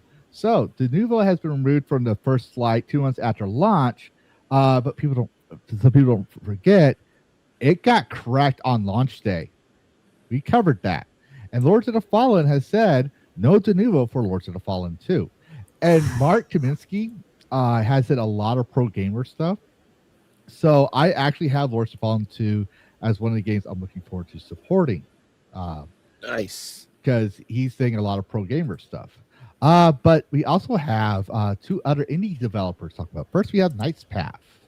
Knight's Path hints at no Denuvo, saying Denuvo is utter bullshit. Go down. It's just the comments. Go down. Denuvo is utter bullshit. That's the Knight's Path account. And you'll be seeing them again later. But also Keith, he said it on there, but we also have it here. Here. We are staying away from it too. If people are going to pirate, they are going to pirate. Denuvo doesn't solve anything, makes the games play slower, makes you have to always be online. I don't understand why companies are still using it. So he said it online, and he said it on his interview. So he's being consistent. 30,000 a month for a product that doesn't work. That is like the best mark. I'm in the wrong business. It's I really am in the wrong business. World. You have people who went to college, like they all went to college, obviously, right? You have people that went to college and got a job to make the codes to make an unbreakable anti-pirate lock, right? They have access to all the money in the world, all the technology, everything. And then you have a Tony Stark hobbyist in a cave with a pile of scraps figuring out how to bypass it or crack it, who has a job. Mind you, they have a job. All right. When you look at the patterns of how long it takes to crack these things, they have a job. They're not sitting there. This is not their job. But on their spare time, if they were able to do it round the clock, I guarantee you, even the longest cracks would have been like a couple of days at the most. Like Voices 38, Voices 38 cracks. The hypervisor Denuvo Uwu pass, they did that in a couple hours. They found a way to bypass it, and that bypass, even Denuvo says, is an official crack. It's an actual crack. It threatens their thing, and because that bypasser, all the previous DRMs with Denuvo was gone. That they were so bored, they went and pirated a pirate site until the next Denuvo came out. I'm bored. I'm gonna go rob a web. I'm gonna go steal a website. I'll be right Look, back. a pirate site. So everyone's like, "Oh, pirates, yay, pirates, yay!" And then all of a sudden they're like, "Oh, wait a minute, pirates are thieves." Duh.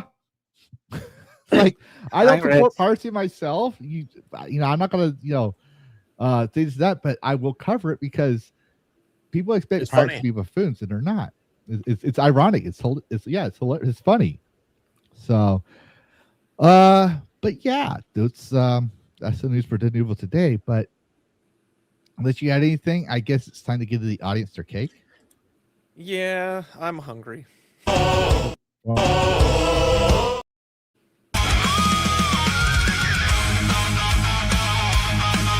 Gamer cake!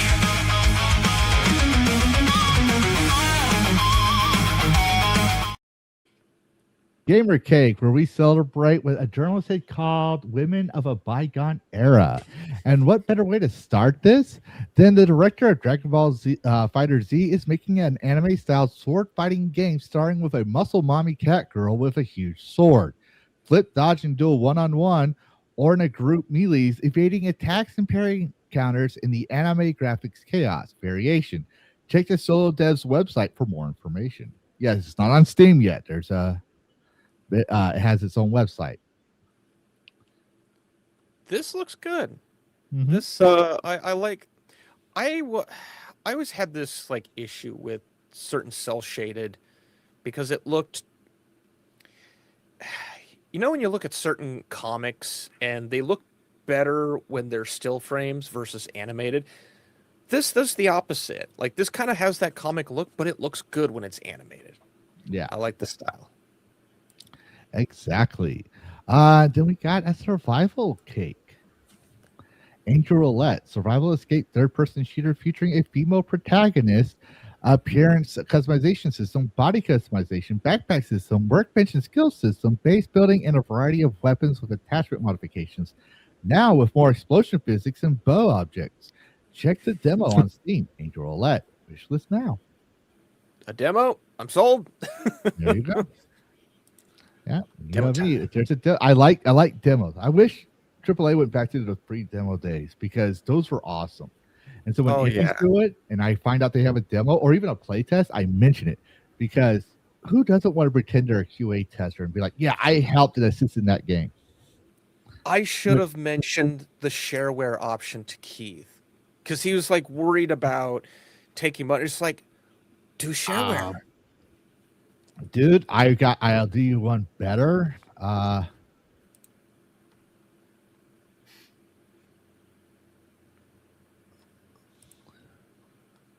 Give me a second. I'm doing this live. Yep. Keith, if you're there, I'm sorry, but I'm giving Karish your contact info on Discord. Okay.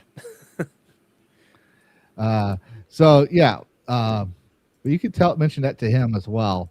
He'll probably give you a Cool. link to the suggestion. I don't know if I can share a link. I didn't check, and I'm not going to. That's fine. Because we got a lot to do. But yeah, Yep. and then we have something from Knight's Path again. Yes. If you like redheads, introducing Veronica, a non-romanceable redhead with another redhead even more beautiful as a romance option coming soon. Yeah, they've been sharing some of their characters. But yeah, if you scroll down, I think they even mentioned, yeah, right there, there's a romance version coming out. So Very cool. MJ. pretty much, and they got popular in the beginning of the year because they posted I forget her name, but she was a blonde character, and everyone melted down. And then Night 3 says we have the lesbian bowl cut version, and got all mad because they weren't getting attention. I'm like, yeah, because you made an ugly lesbian. We don't even know if this blonde character is a lesbian. She's just beautiful. So she's a beautiful work of art. So people like that, and Knight's Path got famous for that. You know, I'm trying to get Knight's Path devs out here. So yeah, if anyone knows Knight's Path, tell them to check their messages.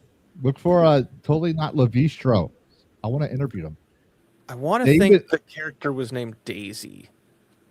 I can't remember. Here we go. Emily. Emily. Emily. Yeah. Yeah. Totally. I also was glad that they knew the difference between a fucking dragon and a wyvern. I actually did a QRT. They actually hearted it. I said, yes, thank you. There's a fucking difference between a dragon and a wyvern. I'm glad you called that thing a wyvern. That's one of my pet peeves. Skyrim, dragons, like dragons. Play Skyrim, it's wyverns. Oh, well, you see, Rain of Fire had dragons like this. And then you go look at the interview.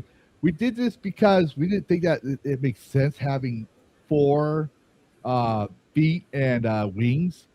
So we did it this way because, Dragon Slayer did it. And Dragon Slayer, they did it because it was cheaper. They were in the middle of producing. Industrial Light and Magic was in the middle of productions between 5 and 6, episodes 5 and 6, right? Empire Strikes Back and Return of the Jedi. So they had to do something that was fast and cheap for Dragon Slayer. And so since you don't see everything at times, they just, it was cheaper for them with the rigging to just do 2 wings. It wasn't because the dragon was not had 4 feet and wings. They knew even back in the 80s, dragons have 4 feet, wyverns have 2. Anime knows that. I digress. So yeah, redheads. Enjoy.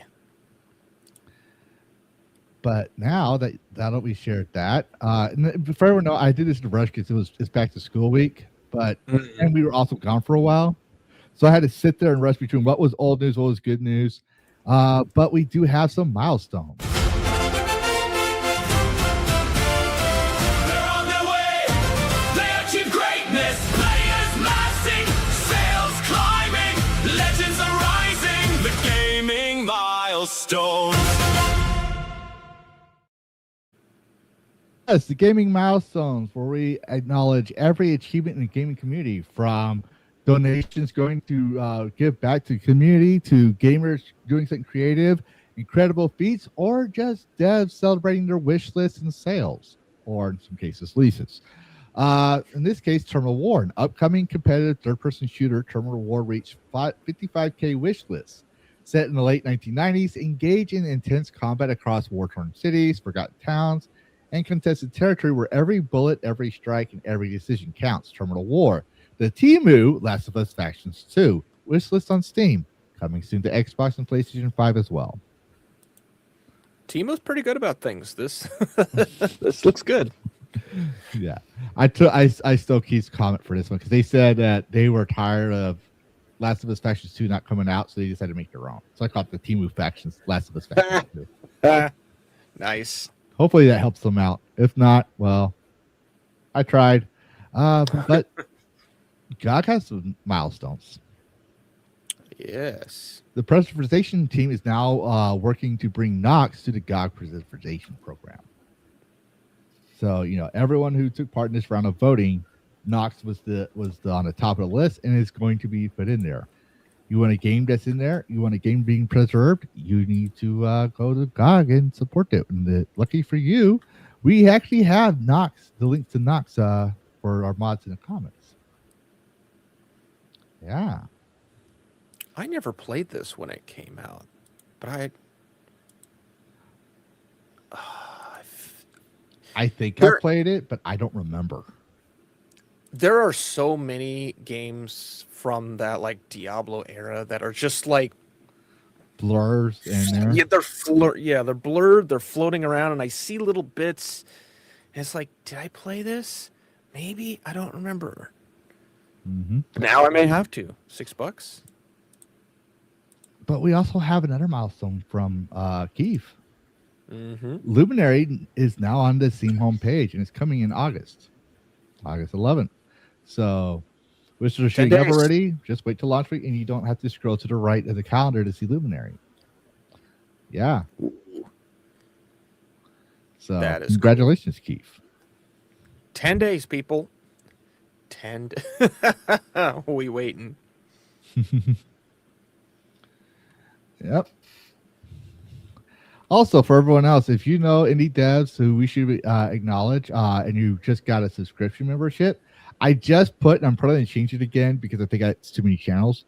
I have the Dragon BYTES subcategories, which you could post things you want us to acknowledge. We will vet them. We'll look into them. and see if and it could be shown up on here, and we'll give you credit. Also, if you're a developer, I keep posting at least once a week, trying to get y'all to show me your games. I try to I vet them, and we try to do reviews on them, on the upcoming games, whatever. Great way to get your thing out there, because we believe the views will help support your chat, support you. But we also have Baron's Call. Now, I'm going to acknowledge this one. All right. Baron's Call is a narrative-driven fantasy action RPG reaching 200K. It's out now, however. All right. And I checked the reviews. It's received mixed reviews for performance issues and being highly unoptimized.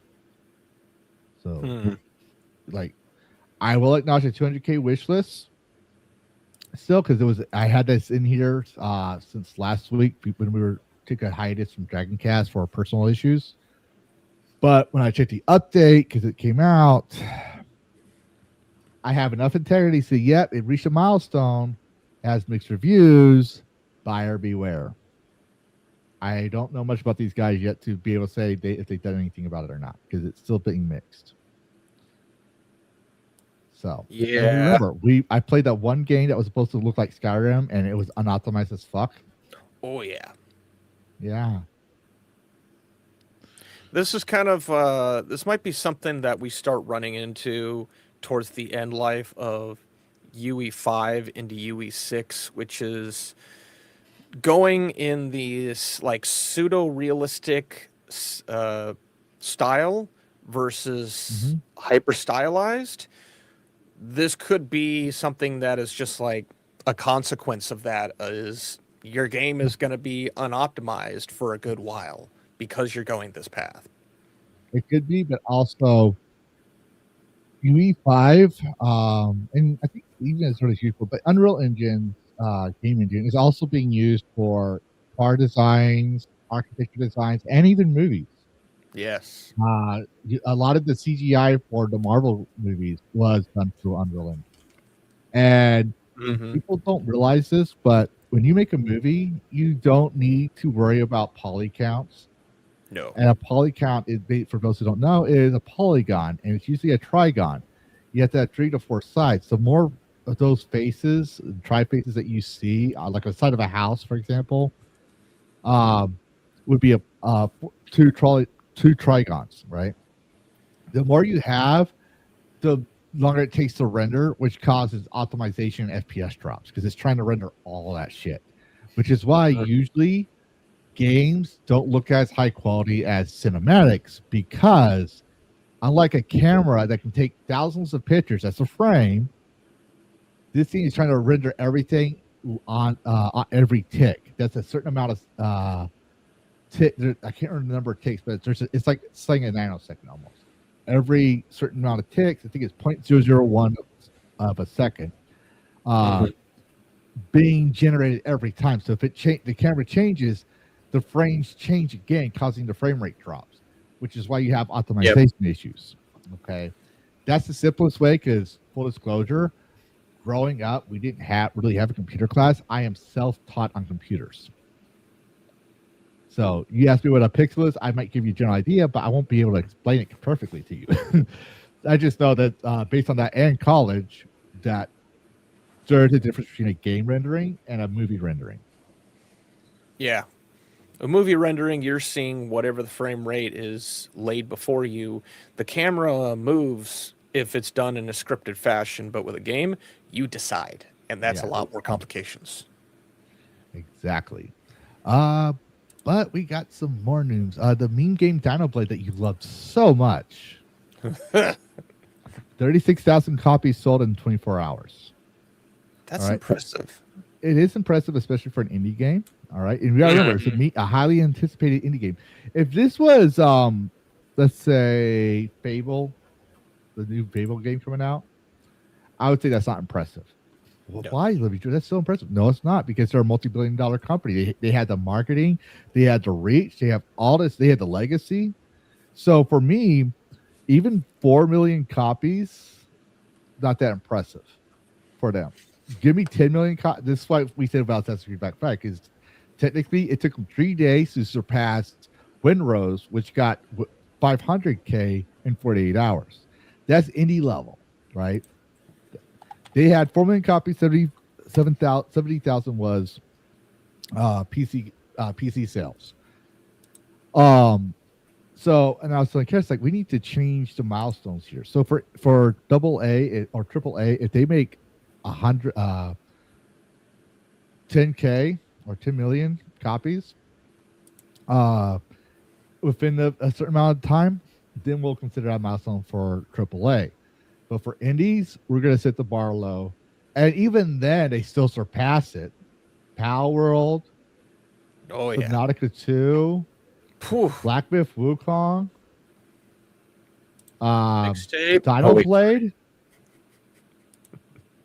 Dino Blade. Yeah. Well, not Dino Blade. Somebody's 36,000, but you get the idea. It's still one day. Yeah. And you can say Crimson Desert, but I consider that AA to AAA, because they've been around for a while. They make a massive amount. They pretty much have the size of that AAA anyway. So, but no, that's why we're going to recognize that. But Red Pine Lake is almost at 7K wish list. And the demo will be Summerween themed, coming out in Halloween. And TJ did message me. He said he was available for today, but I explained to him we already had something scheduled. I'm trying to get him on next week. Trying to get him on next week for everyone else. I will let y'all know the moment I know. For those who need to know, everyone else, you will know when I post the next Dragoncast live stream. So we're trying to get TJ on, and we're trying to get quite a few other devs as well on to interview their games, because we want to do that at least once a month. So, and the thing is, we start this like months in advance. We talk to them and try to get them on, and then we're able to schedule something that month. The month they finally say, okay, we can do this. But yeah, Red Pine Lake, great game, great looking game. I'm excited to try the demo out. I know Karis is. He loves his demos. Yep, I have so many installed right now. It's kind of embarrassing.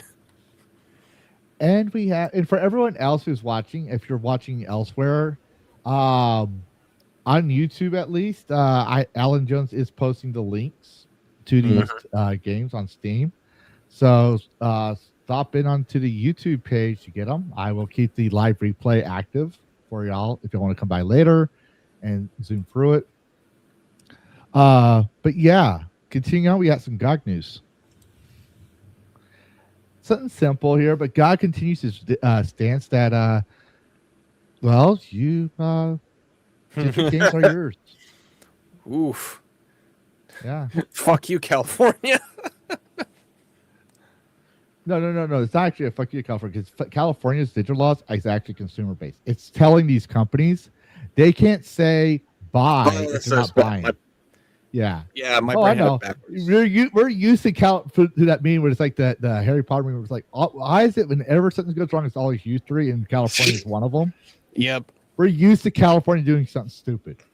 But no, California made a law in 2024 that said to these companies, there's just Steam, Epic Games, Nintendo, Amazon Prime, you name it. If you can't say buy if it's a lease. You have to say lease. And that's why GOG doesn't have to do that, because, if you buy, it's yours. And they're telling you that on X. Buy now. Yep. Peter, they're going against their own interest. Please, gamers. I already told you, dear gods, you don't have to sell it to me. GOG addicted. And I think that's going to help them out. And like we said, like GOG might be the Steam replacement if Valve falls. Yeah. GOG is playing the long game, and they found their niche. As long as they keep that niche, they're going to be good. But we do have some Valve news, and as usual, Valve is still very customer friendly corpo. but I like to mention credit here. Valve has replaced a customer's stolen Steam machine after the device disappeared just hours after it was delivered. The customer said the package was left outside their home while they were at work, and by the time they got back, it was gone. Damn porch pirates. They contacted Steam support, and Valve agreed to send them a replacement instead of leaving him without the console. And I want people to understand this. Valve didn't have to. No, all right. they did not. They pay for the shipping and handling. Once the shipper has it and it goes to the right address, it's no longer their responsibility. The second the shipper, be UPS, United States Postal Service, FedEx, whoever, puts it on your Amazon, puts it on your porch and walks away, it's no longer their responsibility. It's on your property. It's your responsibility. All right. I'm not saying the guy did anything wrong because things happen. Shit happens. There's not a lot you can do against porch pirates. All right. I'm saying they didn't have to do this. That's what's significant about this. It was no longer their responsibility for long before it got to their porch, but they decided to do good customer service and give them one anyways at the cost to their own company. So I say mad respect on that one. This makes me think of the terrible scenario of, I think it was Asus. Steve at Gamers Nexus covered this one. There was some lady or some guy that went to buy a computer that was on sale, and they added their cart, paid for it. Within like 12 to 24 hours, they got refunded and then sent the updated price, which was like 2,000 to 3,000 times higher. And it blew up on Reddit, blew up on the internet, and then Asus, if assuming it was that, caved and said, okay, we'll honor the original price of like less than $1,000. Like, they begrudgingly agreed to do that only because they got basically their ass beat into the ground, whereas Valve just like, hey, here, have another. Polar opposites. It's amazing. Yeah. And we have some of the Xbox news. So like I said, even if a corporation isn't good, I'll acknowledge it. Because I'm fair. Xbox support actually reaching out and helping people with an account recovery issues instead of leaving them hanging. Maybe Asha Sharma is the reason they're finally acting like they give a shit. She's already pushing Bethesda to focus on games people actually don't want. Can I do it just as one more time? Can I? I'm going to do it one more time. Who's that? Who are you? Where's Peter? Where is he? You're a whore. Wear your whore makeup, you whore. Is somebody in there? Occupado. Filthy whore. You're somebody's father, you filthy whore. Yeah. Somebody in there. But she's also getting Xbox support to step up and fix problems properly. That's massive. This kind of an improvement is the kind of improvement Xbox needs. Keep it going. And yeah, I'm going to admit, it's very, like I said, she's doing a lot of consumer friendly stuff. And I would not be surprised because like the team is a reflection of its leadership. She's the leader of Xbox right now.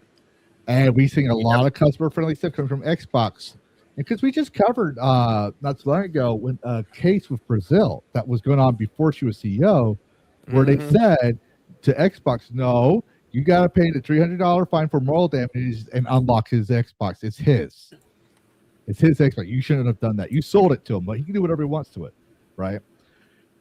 You can say that, except it's Brazil. It's not America. The fact that Xbox is becoming more consumer friendly, like it used to be, right? Makes me think that she's actually doing some good things.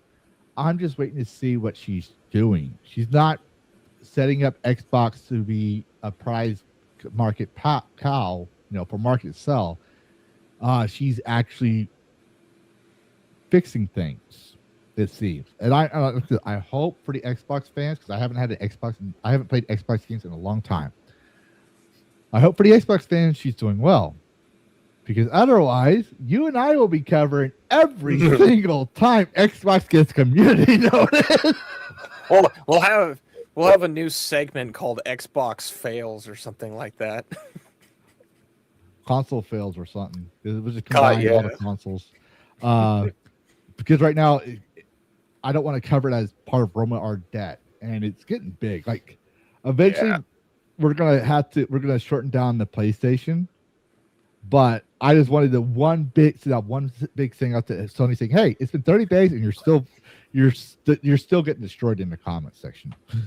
So yeah, Thinking back to the situation where Xbox basically told that guy to pound sand, I wouldn't be surprised if that was like a lowly supervisor decision or a lonely rep decision. If that was in Asha's hands, I would wager that would not go the way that she would have wanted to go, but she had to do or it might have made her its way up, because people have to remember, like, Asha's a CEO. She's not going to deal with like lowly representative level bullshit unless it blows up the way that it did and get like on Tom's hardware and whatnot. But had that already been at her tier, we might not have even heard about it. We might have heard the inverse, where, Xbox went out of its way and then just dropped $400 worth of stuff. Yeah. But instead, they did damage control, and Asha found out about it possibly through the media or through the email chain that went through corporate. So, like, but she went down to, I don't know if she actually physically went down, but she went down to Bethesda and said, "Hey, you haven't made a game in over 10 years or something like that, right? 5 to 10 years. Yep. You had this big TV show. You ain't got merchandise for it. You better get your shit together." And basically just put her strap-on and fucking ripped Todd's ass to where he had a mental breakdown in the bathroom. All right, that we showed earlier. But she's literally doing more hands-on as a CEO than I've actually seen. So I wouldn't be surprised if you put all these policies like, we're going to do this now, we're going to do this now, and if you don't do it, you're going to see me. And plus, she got rid of a lot of studios, right? She let some studios go, and she sold them to market. So your favorite game is still has hope. Just putting that out there. It does. Someone may finish it, which I addressed in my video. Yeah, but I think she scared a lot of people. I think she was a good choice for that seat. As it stands, I'm going to keep putting that out there. As it stands, I'm waiting to see the Helix, the new Xbox console. I want to see what that's whatever the hell that is. Because if because she knows the next gen's console coming out, that's her moneymaker right there. If she's saying all these things and she smiles and holding a knife behind her back, we're not going to know until the next gen console comes out. Yep. Disc, no disc, online only, live service, encouraged, whatever it is. Yeah, that should get the big review. I was gonna add the scene a scene before that when Peter goes to rodeo with that bull. But on top of it, I was like, YouTube might not like those two skits together. Maybe maybe you come by sometime. Okay, maybe wear a blazer so we go somewhere nice. Okay, wear a blazer. Like he treats that bull treats. He says he's a breeding bull. And he treats Peter like one of his side things. And I was like, a side piece. Yeah, like I was gonna put Ash's face on it and Todd's face on Peter. But I was like, I'm pretty sure the moment I do that, YouTube is gonna be like, "Fuck no." So I was like, I'm not going to do it. I'm crazy. I'm just not that crazy. But now we have some gaming mods to cover. We're wrapping things up for everyone else. And we have 106 viewers total. Most of them are on X, though. I know that much. Thank you for all the viewers, no matter where you are. So Palworld, I found this funny. Palworld developer responds to enhanced female Pal mods. Palworld is about having fun. Damn. Which is interesting because their EULA also says license not sold. Mm-hmm. But they're very mod friendly. They're gamer friendly, which confuses the. I don't know if they've even read their EULA. I think they actually had probably talked about that. And it's probably the sort of thing that the lawyers were like, no, we have to do this for legal reasons. You can say that you're not going to go out, but we will do it. It might be like just an internal conflict thing that the devs wouldn't have put it in there, but for legal reasons, publisher, lawyers or whatnot, just like put their foot down and said, no, this is going to be in there against your will. Well, so Dr. 2 is a perfect example. We checked it. Yeah. Before they got bought by Kraton, they didn't have a EULA. When they got bought by Kraton, they had a EULA. And people all of a sudden, and people need to understand this one. We covered it before, but I'm just going to give y'all a little, flashback memory here. When Crafton owned, I pulled a brain fart into Knox 2's devs. Unknown Worlds. Unknown Worlds, thank you. When they bought Unknown Worlds, right?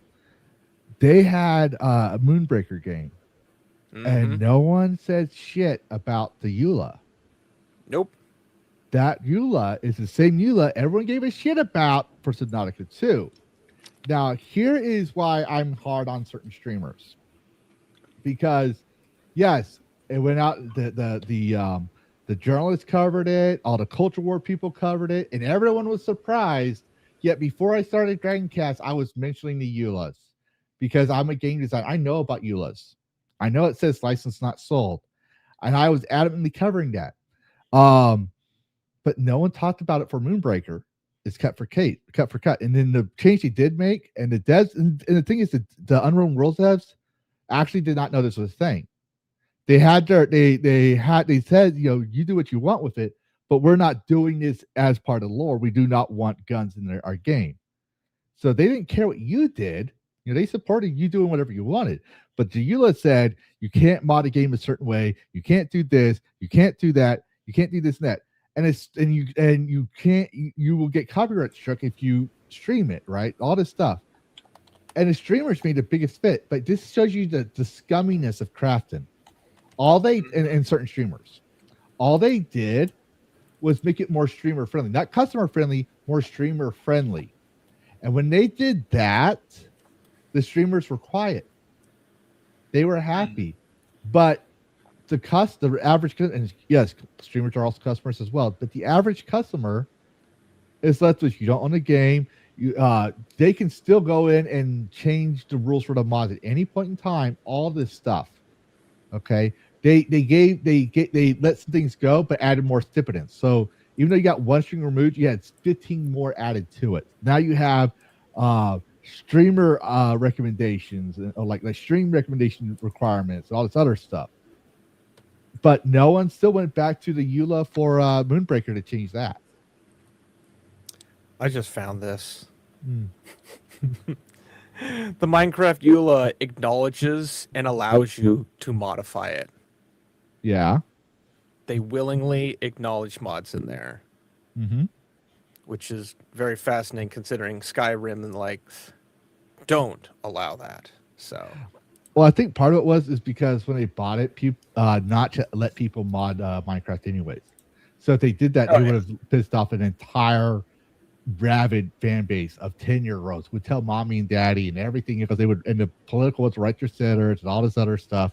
It's like, oh fuck, we need to do this. And Nash is sitting there tipping his fedora saying, yep, you're gonna have to do that, dude. Not my problem now. I'm gonna make Minecraft 2 eventually. Yeah. Yeah, but then we have Resident Evil 3 mods. Now we're not gonna read this whole wall of text.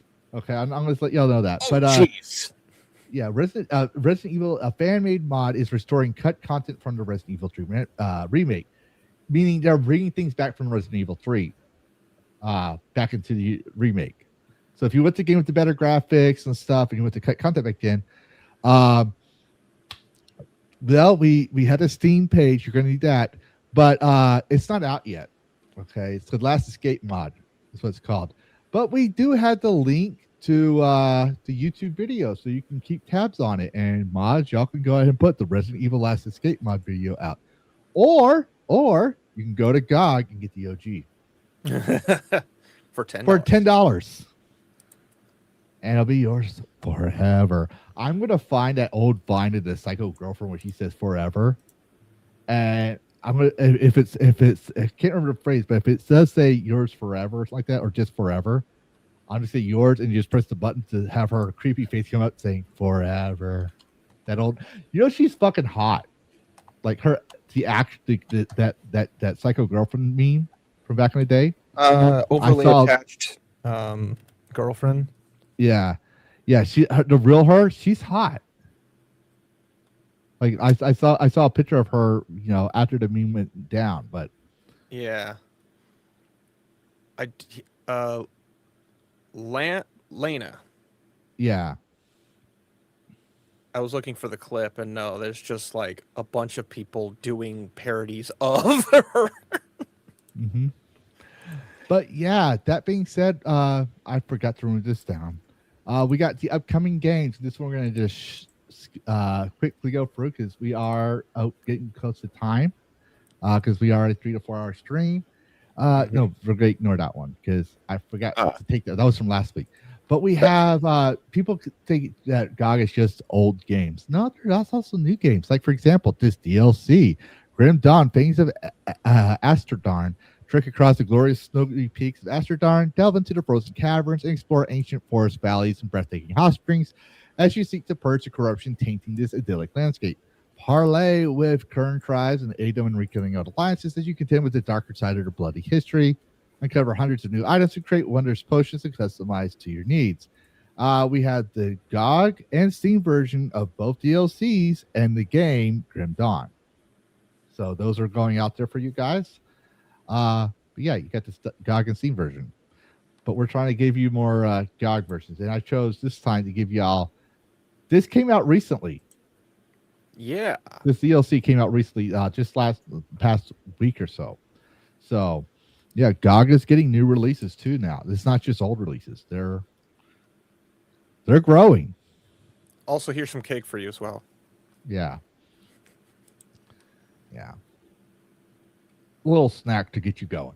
But you remember those old 90s helicopter games? Hell yeah. Yeah, this one's called Cobra Strike. Yeah, this is it. Cobra Strike is a 90s style helicopter shooter. Remember, there's nothing more powerful than love, except an Apache helicopter. An Apache helicopter has machine guns and missiles. Lock and load with an arsenal of machine cannons, Hydra rockets, Hellfire missiles, and Sidewinders.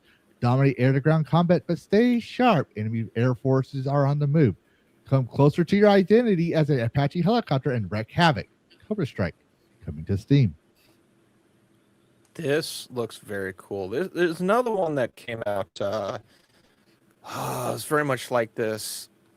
I'm drawing a blank on it, but yeah, this looks a little more on the retro side, whereas the one that came out before was like the equivalent of Bionic Commando Rearmed, where it's like all modernized graphic. This looks like it tried to keep with that more simplified blocky graphics, but still modern, and I think both are fantastic. I had Desert Strike and Jungle Strike for the Game Gear. Oh, Jungle Strike. I remember that. Good times. That was fun. I even had Top Gun for the Game Boy. Oh, jeez. That one, I wanted to rip my hair out. When I was a teenager, I finally went back to it and figured it out. But it was like one of those games that it was like, later I thought I wasn't the only one having that problem. It was the game. It was the devs. They actually made it shitty. Good job. But we got after you're done identifying and pretending you're a helicopter, now you can play helicopter in the alley. The wait is over. The alley is out now. A first-person psychological horror game. Explore a maze-like alleyway using your camera to distinguish between supernatural apparitions and deceptions, while escaping the relentless pursuit of a vengeful ghost. 10% off now on Steam. This is...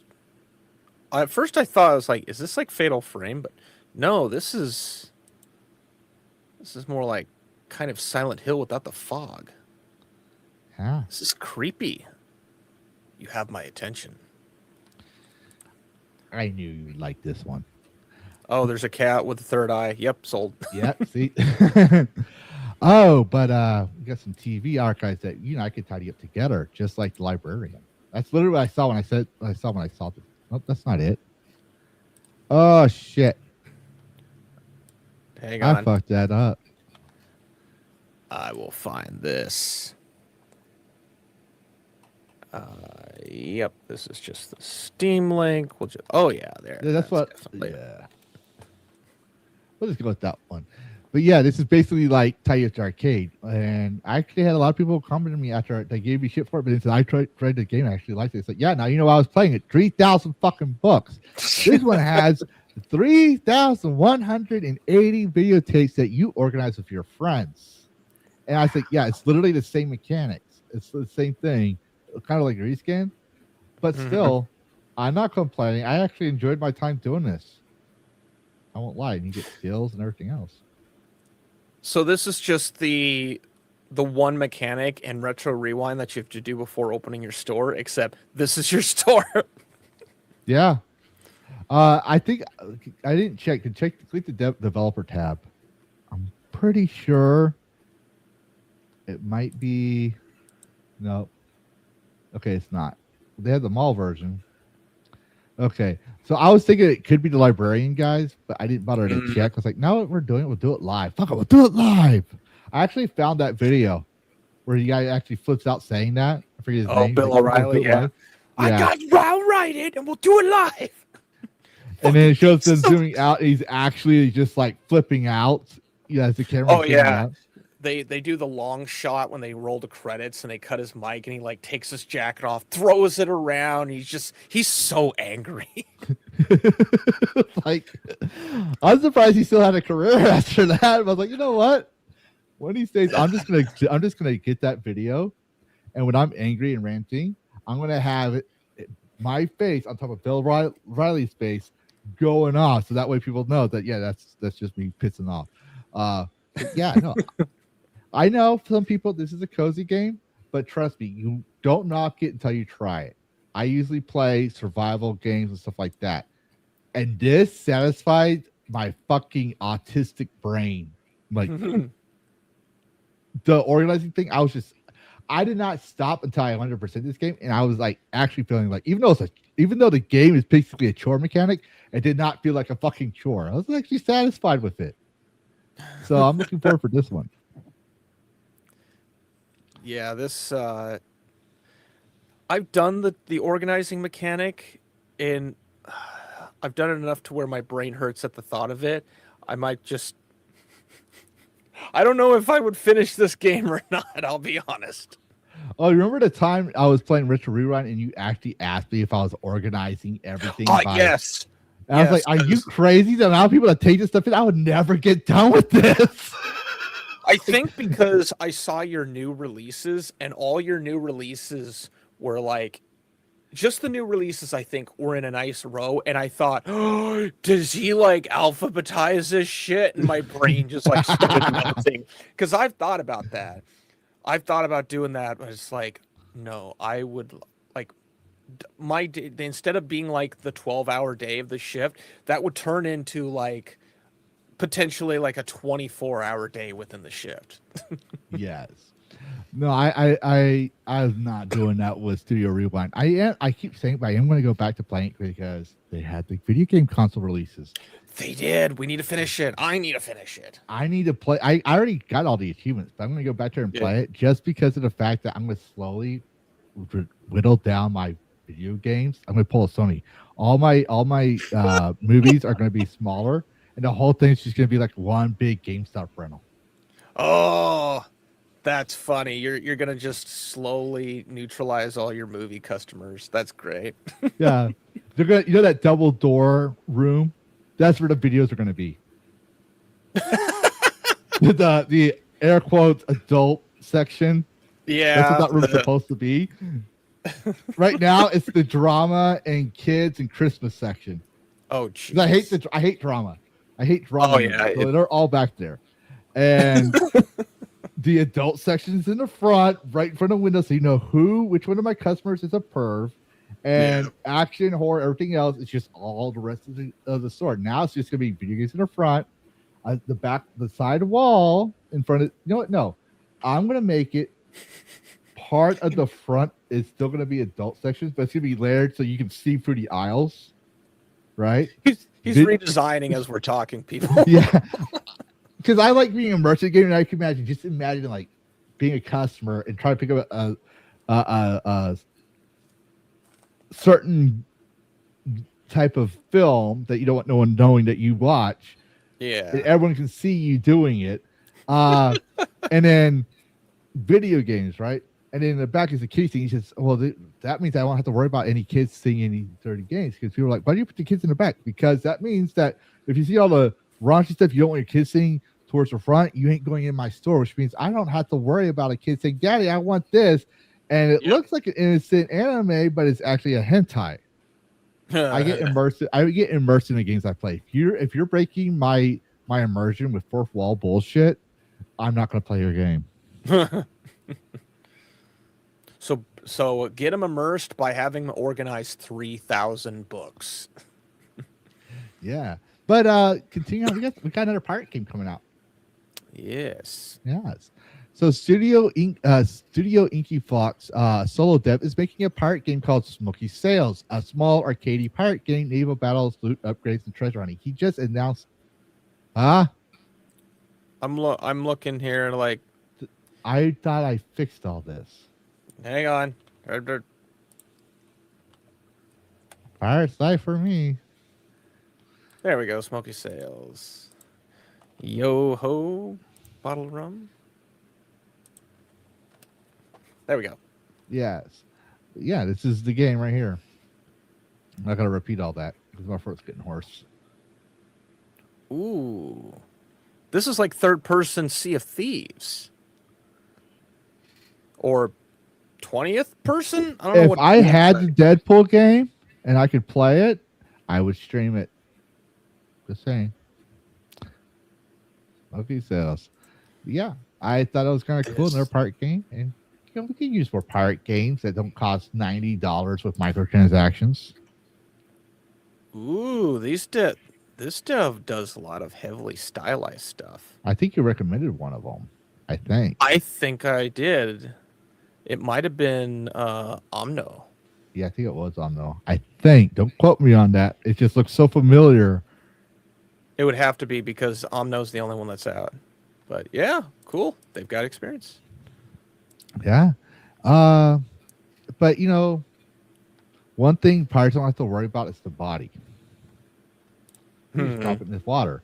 But if you're not can't drop it in the water, you still can find out no body, no problem. Imagine 1 cop versus 3 murderers. Hide the body and evidence before the cops arrive. Chill, YouTube. This is a video game, not a real thing.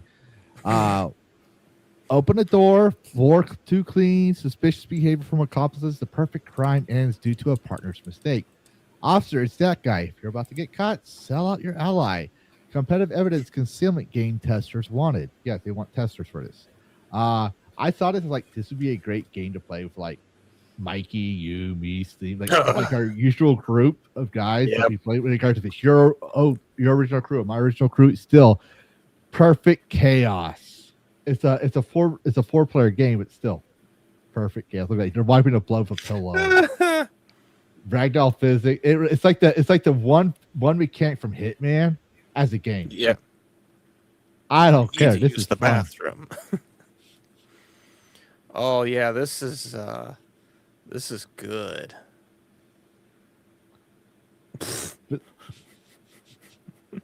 Creative ways to hide the body. Look at that. They put a drum in the car, and I mean, yeah, that's not suspicious. It's not for the trail of blood, coming from the couch or ketchup. I think it is. So I noticed, yeah, you have like a certain amount of time that you have to hide the body and then cover it up. This could be the tie-in to Who Killed Markiplier.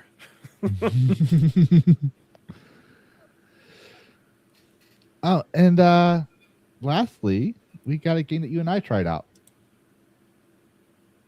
Yes. Everrail access is out now in early access. Every passenger is alive. Die out there and you return as one of the passengers you saved. Lose them all and your journey ends forever. Forever. Raid abandoned facilities. Rescue survivors. Upgrade your train. Glide across the waters. Your train is your home, your shelter, and your only lifeline. Push it to 300 I can't read that, kilometers per hour. Build it to the moving fortress with up to 1,000 wagons and outrun the frozen exomoons of Anar or whatever. Play solo for up to 3 friends. We actually agreed it needed work, but it was an interesting concept. It was kind of fun. Yeah, I need to try it again. What's $13? Yeah. 13.5. It does have a EULA, everybody. I forgot to mention it does have a EULA, Yeah. but still, I liked it. And for $13, I don't mind a EULA thing like that on. Hopefully, they change their mind later. I've seen a couple games that have come out that have done essentially this similar thing, and like Exo Rail's another one, but this one, maybe there's the fact that the gimmick is snow. I'm leaning more towards Everrail. Yeah. Even though Everrail, at least for me, like my experience, half of my assets didn't load, but it was still very early. I'd like to think they've fixed a bunch of stuff, and I want to give it another go. Yeah. I might play it after Dragoncast if I see you out there playing it. Or I'll play something else. But yeah, that's all our topics for today, everybody. If you like what you see, give us a like, a thumbs up, comment, and put in the comments. If you liked the interview with the devs, and you know devs who are willing to get interviewed as well that you think we should look into, let us know. And yeah, next week we might have another interview, or we might do another general gamer discussion talk about random full stuff. We never really know until close to the end. But as usual, we'll have Dragon Bytes where we cover all the gaming news that we can. And it's all cut byte. We'll have more games coming out. And you'll see these in shorts as well. So definitely worth your time. But that being said, Karis, what you got going on where people can find you? You can still find me at Karis Gaming. I have been busy behind the scenes working with a few devs.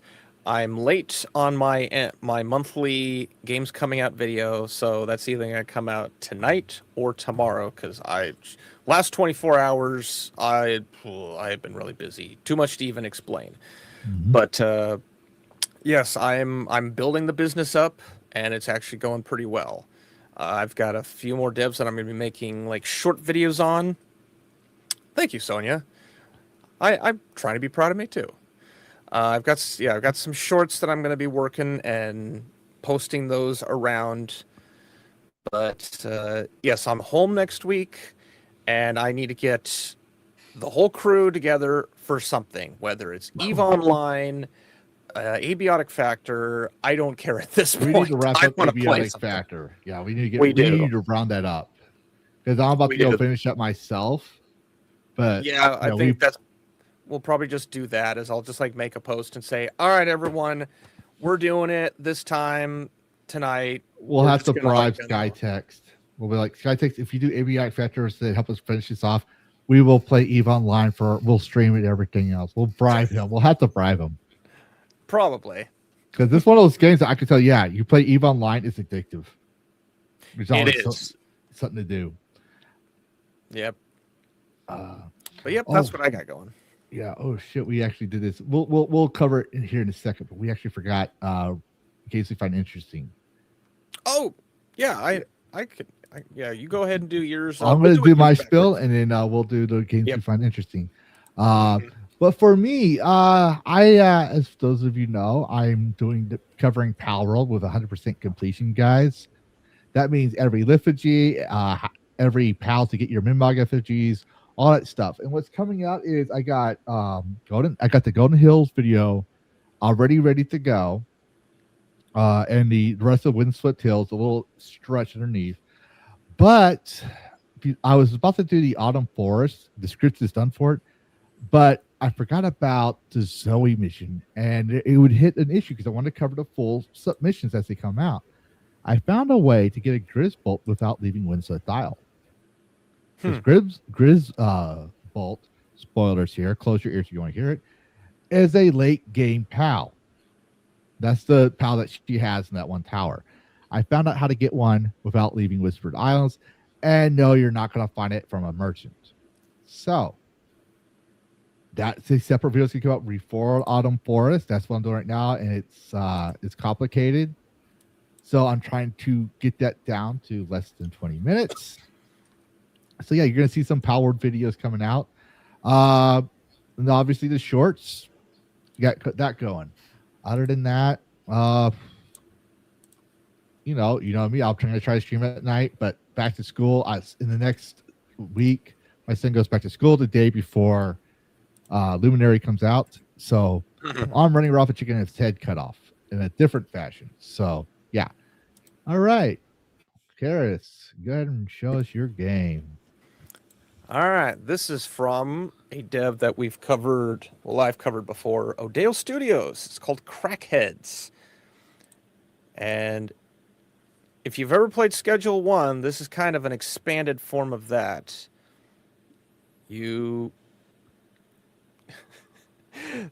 Seth has taken some inspiration from the people in the private playtest. He's added little details, like instead of foliage, he's added like cigarette butts as foliage. You can build up your empire, you can work with friends, or you can turn on them, apparently. There's wacky music in there, which is why the cuts are kind of weird. Yeah, you can run your friends down. It's just kind of batshit crazy. And I think like this is very, very different from like Face Interrogation, which was much more of a serious game. Seth is just like gone to town on the wackiness. Yeah, it's like I don't know what entirely he's doing, but got the police on him. I actually did I think it was yesterday, I got invited to the play test for this. I'm going to see if I can invite people. I'm going to invite a couple of you so we can go test this out. But yeah, like this is just like, what is going on? Seth, what are you doing? It's fun. Ragdoll physics. Yeah, like he intentionally made the walking animations just look insane. But yeah, explore Marvel's World of Crack on your own with up to 50 people. Holy shit, that's some serious competition there. This is rare that it happens. I'm just going to say this right now. That was the game I was going to recommend today. Luckily, I have a whole shitload I can recommend. I sound like motherfucker because that was my bookmark thing. I sent the one that you can put in there because if I do it, it's going to jack up my thing right now. So okay. Yeah. See there, yeah. Let me go there. Copy. But yeah, if you like being a evil protagonist and like maybe building your own bases and stuff like that, one game that I first encountered this, I think it was on a mobile game years back. I can't remember the name of it, but you built your own dungeons, right? And that's what this is. It's called My Infinite Dungeons. You need to be evil, build your own dungeon, and grow your empire in this roguelike dungeon builder. Hire monsters, set traps, battle heroes, and conquer the overlord of our overworld with an ever-expanding legion of evil. But yeah, I thought I was like, oh, this would be kind of cool. It's kind of like people, in my personal opinion, I think the dungeon builders came out before like the tower defense games because they had a similar mechanic. You build your dungeon and you test it out by having adventurers come in there and prevent them from getting to the treasure. And I thought it was kind of cool.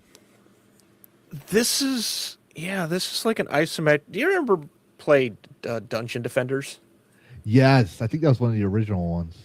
That is what a lot of this reminds me of, except this is like the fact that you're having people come through just to test your defenses. That's like a really interesting, different angle. But yeah, this looks kind of adorable with the kind of the semi-cartoon, a little bit of that WoW-esque aesthetic, where it's like things are simplified, but there's like specific detail marks like artificially put in there. Yeah, another game that reminds me of it is when I covered last year. It was based on Greek mythology, the Labyrinth. Minos. Yes, Minos. Yes, I covered that one a while back. It's a tower defense, but it was also a puzzle maze strategy. And remember, I like those games because they're simple, yet satisfying. You just sit there, like if you had a long day, you want to play a game, but you're too exhausted. You don't want to watch YouTube. You want to play a fucking game. this is one of those games. And it's also a game you can watch and Absolutely. spend time with your kids playing. So, like, if your kids see you watching, you don't have to worry about, because there are good dungeon games like this that are more adult oriented, and yet the mechanics are the same way. All right, I tried them. I have an old, for those who don't know, I have an old army buddy of mine. There's this joke between us. I said, I'll never become a Christian because if I couldn't play erotic games if I wanted to. He found out I converted to Christianity a while back, and he still gives me the game as a joke. He buys them for me, and I'm like, so you know what? Fine. So I accept them. He gave me some really Challenge weird games. accepted. Right? And I still play them, but he said, aren't you sitting here? It's like, well, I'm not gooning over them. I'm playing the game. I see the mechanics. I'm playing the game because you can't against your interest. I like the option of these things, that I have there. I can choose whether I want to, engage them or not. It's a dungeon builder system that sometimes, which is surprising, sometimes, not all the time, but sometimes the eroge version of the game is better than the safer work version. Sometimes, yeah, you get those right devs that are just like, they've got a vision despite what the message may say.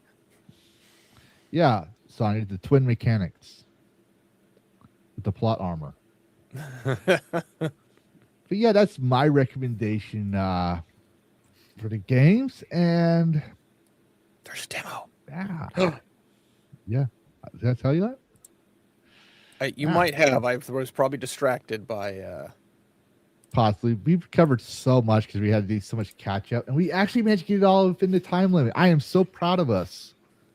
I was actually worried about that because like I told you in the it's like, this is why we can't take a day off.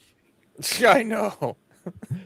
I go back to looking at stuff and looking at my notes, and I'm overwhelmed, and I'm like, oh shit, because I forgot to get this thing set up for the Dragon Bytes last night.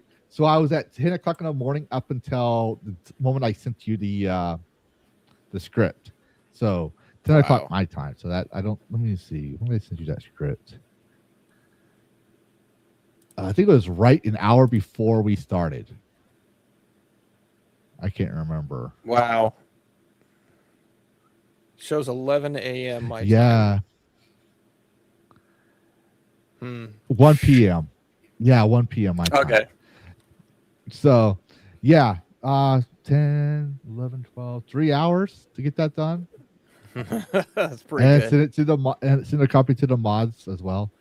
But yeah, I'm grateful for everyone that came in, and I know y'all came to watch Chief. I'm Keith.